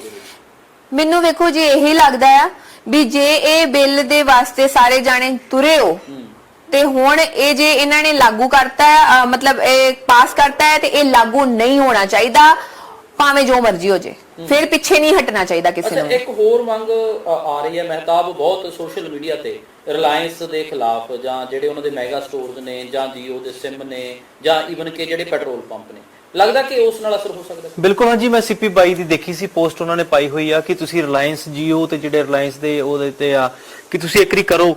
ਮੈਨੂੰ ਲੱਗਦਾ ਵੀ ਜਿੱਥੇ ਏਕਾ ਹੁੰਦਾ, ਜਿੱਥੇ ਹੁਣ ਤਾਕਤ ਆ ਨਾ ਸਾਰਿਆਂ ਦੀ, ਜੇ ਉਹ ਵੀ ਚੀਜ਼ ਕਰਕੇ ਦੇਖ ਲੈਨੇ ਆ, ਸਾਰੇ ਜਣੇ ਕਰੋ ਇਕੱਠੇ ਹੋ ਕੇ, ਉਹ ਵੀ ਬੰਦ ਕਰਕੇ ਦੇਖਦੇ ਆ, ਕਿਤੇ ਨਾ ਕਿਤੇ ਤਾਂ ਅਸਰ ਜਾਊਗਾ। ਠੀਕ ਹੈ, ਆਈ ਬਲੀਵ ਸਾਰੇ ਸੈਲੀਬ੍ਰਿਟੀਜ਼ ਨੂੰ ਆਪਣੇ ਉਹਦੇ ਤੇ ਪਾਉਣਾ ਚਾਹੀਦਾ ਆ ਵੀ ਜਿੰਨੇ ਵੀ ਜੀਓ ਦੇ ਸਿਮ ਆ, ਜਿੰਨੇ ਵੀ ਰਿਲਾਇੰਸ ਦੇ ਸਟੋਰਸ ਆ, ਉੱਥੋਂ ਖਰੀਦ ਬੰਦ ਕਰ ਦੇਣੀ ਚਾਹੀਦੀ ਆ। ਜੀਓ ਦੇ ਸਿਮ ਤੋੜ ਕੇ ਸੱਟ ਦੇਣੇ ਚਾਹੀਦੇ ਆ, ਦੂਜੀਆਂ ਕੰਪਨੀਆਂ ਦੇ ਯੂਜ਼ ਕਰੋ, ਕਿਉਂਕਿ ਜੇ ਇਹ ਸਾਡੇ ਮੁੱਦੇ ਨੂੰ ਨਹੀਂ ਮਜ਼ਾਕ ਸਮਝ ਰਿਹਾ, ਸਾਡੇ ਪ੍ਰੋਟੈਸਟ ਨੂੰ ਮਜ਼ਾਕ ਸਮਝ ਰਿਹਾ ਹੈ, ਤੇ ਫਿਰ ਸਾਨੂੰ ਇਹਨਾਂ ਦੀਆਂ ਵੀ ਚੀਜ਼ਾਂ ਬੰਦ ਕਰਨੀਆਂ ਪੈਣਗੀਆਂ। ਠੀਕ ਹੈ, ਲਾਸਟ ਸਵਾਲ ਹੈ ਕਿ ਜਿਹੜੇ ਕਲਾਕਾਰ ਜਾ ਰਹੇ ਨੇ 2-4 ਦਿਨ ਜਾ ਕੇ ਥੱਕ ਤਾਂ ਨਹੀਂ ਜਾਣਗੇ? ਲੜਾਈ ਲੰਬੀ ਚੱਲਣੀ ਹੈ, ਜਾਓਗੇ ਸਾਰੇ ਤੁਸੀਂ ਆਪਣੇ ਤੌਰ ਤੇ ਵੀ ਤੇ ਹੋਰ ਵੀ ਨਾਲ? ਬਿਲਕੁਲ ਜਾਵਾਂਗੇ, ਬਿਲਕੁਲ ਨਾਲ। ਜਦੋਂ ਵੀ ਕੋਈ ਸੱਦਾ ਆਊਗਾ, ਜਿੱਥੇ ਵੀ ਸਾਡਾ ਪ੍ਰੋਗਰਾਮ ਬਣੂਗਾ, ਆਪਣੇ ਯੂਥ ਦੇ ਨਾਲ ਆਪਣੇ ਆਪਣੇ ਏਰੀਏ ਦੇ ਵਿੱਚ ਜਾਣ ਦੀ ਲੋੜ ਆ। ਜਿੰਨੀ ਵਾਰ ਕਹਿਣਗੇ ਉਨੀ ਵਾਰ ਜਾਵਾਂਗੇ, ਜਦੋਂ ਤੱਕ ਇਹ ਚੀਜ਼ ਨਹੀਂ ਇਨਸਾਫ ਹੁੰਦਾ ਅਸੀਂ ਨਾਲ ਆ ਜੀ। ਸੁਣਿਆ ਜੀ, ਪੰਜਾਬ ਦੇ ਲੋਕਾਂ ਨੂੰ, ਹਰਿਆਣਾ ਦੇ ਲੋਕਾਂ ਨੂੰ ਲਾਸਟ ਅਪੀਲ ਕੀ? ਮੈਂ ਪੰਜਾਬ ਦੇ ਲੋਕਾਂ ਨੂੰ ਤੇ ਹਰਿਆਣਾ ਦੇ ਯੂਥ ਨੂੰ ਮੇਰੀ ਇਹੀ ਹੱਥ ਜੋੜ ਕੇ ਅਪੀਲ ਆ ਕਿ ਇਸ ਟਾਈਮ ਤੇ ਸਾਡਾ ਪਾਰਟੀਬਾਜ਼ੀ ਕਰਨ ਦਾ ਕੋਈ ਏਜੰਡਾ ਨਹੀਂ ਹੈਗਾ, ਨਾ ਹੀ ਕਿਸੇ ਪੋਲੀਟੀਕਲ ਪਾਰਟੀ ਨੂੰ ਸਪੋਰਟ ਕਰਨ ਦਾ ਕੋਈ ਏਜੰਡਾ ਹੈ। ਮੈਂ ਤੁਹਾਡੇ ਸਾਰਿਆਂ ਅੱਗੇ ਇਹ ਰਿਕੁਐਸਟ ਕਰਦੀ ਹਾਂ, ਅਸੀਂ ਵੀ ਕਿਸਾਨ ਫੈਮਿਲੀ ਨੂੰ ਬਿਲੋਂਗ ਕਰਦੇ ਹਾਂ, ਮਹਿਤਾਬ ਜੀ ਵੀ ਕਰਦੇ ਆ, ਸੋ ਤੁਸੀਂ ਸਾਰੇ ਕਿਸਾਨ ਏਕਤਾ ਕਿਸਾਨ ਯੂਨੀਅਨ ਇੱਕ ਝੰਡੇ ਦੇ ਥੱਲੇ ਇਕੱਠੇ ਹੋ ਕੇ ਚੱਲੋ, ਤਾਂ ਕਿ ਕੇਂਦਰ ਸਰਕਾਰ ਨੂੰ ਤੁਸੀਂ ਇਹ ਦੱਸ ਸਕੋ ਕਿ ਜੇ ਉਹਨਾਂ ਨੇ ਬਿੱਲ ਲਾਗੂ ਪਾਸ ਕੀਤਾ ਹੈ ਤੇ ਤੁਸੀਂ ਲਾਗੂ ਨਹੀਂ ਹੋਣ ਦੇਣਾ, ਕਿਉਂਕਿ ਜੇ ਤੁਸੀਂ ਅੱਡ-ਅੱਡ ਜਾਓਗੇ, ਅੱਡ-ਅੱਡ ਤੁਹਾਨੂੰ ਤੋੜਿਆ ਜਾਊਗਾ। ਜੇ ਤੁਸੀਂ ਇਕੱਠੇ ਹੋ ਕੇ ਜਾਓਗੇ ਤੇ ਤੁਹਾਨੂੰ ਕੋਈ ਨਹੀਂ ਤੋੜ ਸਕਦਾ। ਹੋਰ ਜਿਵੇਂ ਇਹਨਾਂ ਨੇ ਸਿੱਪੀ ਭਾਜੀ ਨੇ ਕਿਹਾ ਜਾਂ ਮਹਿਤਾਬ ਜੀ ਕਹਿ ਰਹੇ ਨੇ ਕਿ ਰਿਲਾਇੰਸ ਦਾ ਬਾਈਕਾਟ ਕਰਨਾ ਚਾਹੀਦਾ ਹੈ, ਤੇ ਰਿਲਾਇੰਸ ਦਾ ਬਾਈਕਾਟ ਕਰਨਾ ਚਾਹੀਦਾ ਹੈ, ਫਿਰ ਅਸੀਂ ਇਕੱਲੇ ਨਾ ਕਹੀਏ, ਫਿਰ ਇਹ ਸਾਰੇ ਜਾਣੇ ਕਹਿਣ, ਸਾਰਾ ਯੂਥ ਅੱਗੇ ਆ ਕੇ ਕਵੇ ਕਿ ਆਪਾਂ ਰਿਲਾਇੰਸ ਦਾ ਬਾਈਕਾਟ ਕਰਦੇ ਆ, ਤੇ ਇਹ ਕੌਣ ਹੁੰਦੇ ਆ ਸਾਡੇ ਕਿਸਾਨਾਂ ਵਾਸਤੇ ਇਹ ਬਿੱਲ ਪਾਸ ਕਰਨ ਵਾਲੇ? ਅਸੀਂ ਕਿਸਾਨ ਖੁਦ ਡਿਸਾਈਡ ਕਰਾਂਗੇ ਸਾਡੇ ਕਿਸਾਨਾਂ ਵਾਸਤੇ ਕਿਹੜੀਆਂ ਚੀਜ਼ਾਂ ਚੰਗੀਆਂ ਨੇ, ਕਿਹੜੀਆਂ ਮਾੜੀਆਂ ਨੇ, ਤੇ ਇਹ ਬਿੱਲ ਜਿਹੜਾ ਆ ਉਹ ਲਾਗੂ ਨਹੀਂ ਹੋਣਾ ਚਾਹੀਦਾ। ਬਹੁਤ ਧੰਨਵਾਦ ਸੋਨੀਆ ਮਾਨ ਜੀ, ਮਹਿਤਾਬ ਵਿਰਕ ਸਮਾਂ ਦੇਣ ਦੇ ਲਈ। ਗੱਲਬਾਤ ਤੁਸੀਂ ਸੁਣੀ ਹੈ, ਵਿਭਾਗੀ ਦੇ ਨਾਲ ਗੱਲਬਾਤ ਸੋਨੀਆ ਮਾਨ ਹੋਰਾਂ ਨੇ ਕੀਤੀ ਹੈ, ਮਹਿਤਾਬ ਹੋਰਾਂ ਨੇ ਕੀਤੀ ਹੈ। ਵੱਡੀ ਗੱਲ ਜਿਹੜੀ ਸਾਹਮਣੇ ਆਈ ਹੈ ਕਿ ਇੱਕ ਤਾਂ ਸੰਘਰਸ਼ ਹੋਰ ਤਿੱਖਾ ਕਰਨਾ ਪਊਗਾ, ਦੂਜਾ ਇਕਜੁੱਟਤਾ ਦੀ ਬਹੁਤ ਜ਼ਿਆਦਾ ਜ਼ਰੂਰਤ ਹੈਗੀ ਹੈ। ਇੱਕ ਝੰਡੇ ਥੱਲੇ ਇਕਜੁੱਟ ਹੋਣਾ ਪਵੇਗਾ ਤਾਂ ਹੀ ਜਿਹੜਾ ਵੱਡਾ ਸੰਘਰਸ਼ ਹੈ ਉਹ ਉਲੀਕਿਆ ਜਾ ਸਕਦਾ ਹੈ। ਲੱਖਾਂ ਦੀ ਗਿਣਤੀ ਦੇ ਵਿੱਚ ਜਦੋਂ ਲੋਕ ਸੜਕਾਂ ਤੇ ਉਤਰਨਗੇ ਤਾਂ ਜ਼ਰੂਰ ਦਿੱਲੀ ਦੀ ਕੇਂਦਰ ਦੀ ਸਰਕਾਰ ਨੂੰ ਇਹ ਜਿਹੜੇ ਖੇਤੀ ਕਾਨੂੰਨ ਨੇ ਇਹ ਵਾਪਸ ਲੈਣ ਦੇ ਲਈ ਮਜਬੂਰ ਹੋਣਾ ਪਵੇਗਾ। ਫਿਲਹਾਲ ਇਸ ਪੇਸ਼ਕਸ਼ ਚ ਇੰਨਾ ਹੀ। ਕੈਮਰਾਮੈਨ ਪ੍ਰਵਿੰਦਰ ਸਿੰਘ ਦੇ ਨਾਲ ਰਣਵੀਰ ਸਿੰਘ ਰਾਣਾ।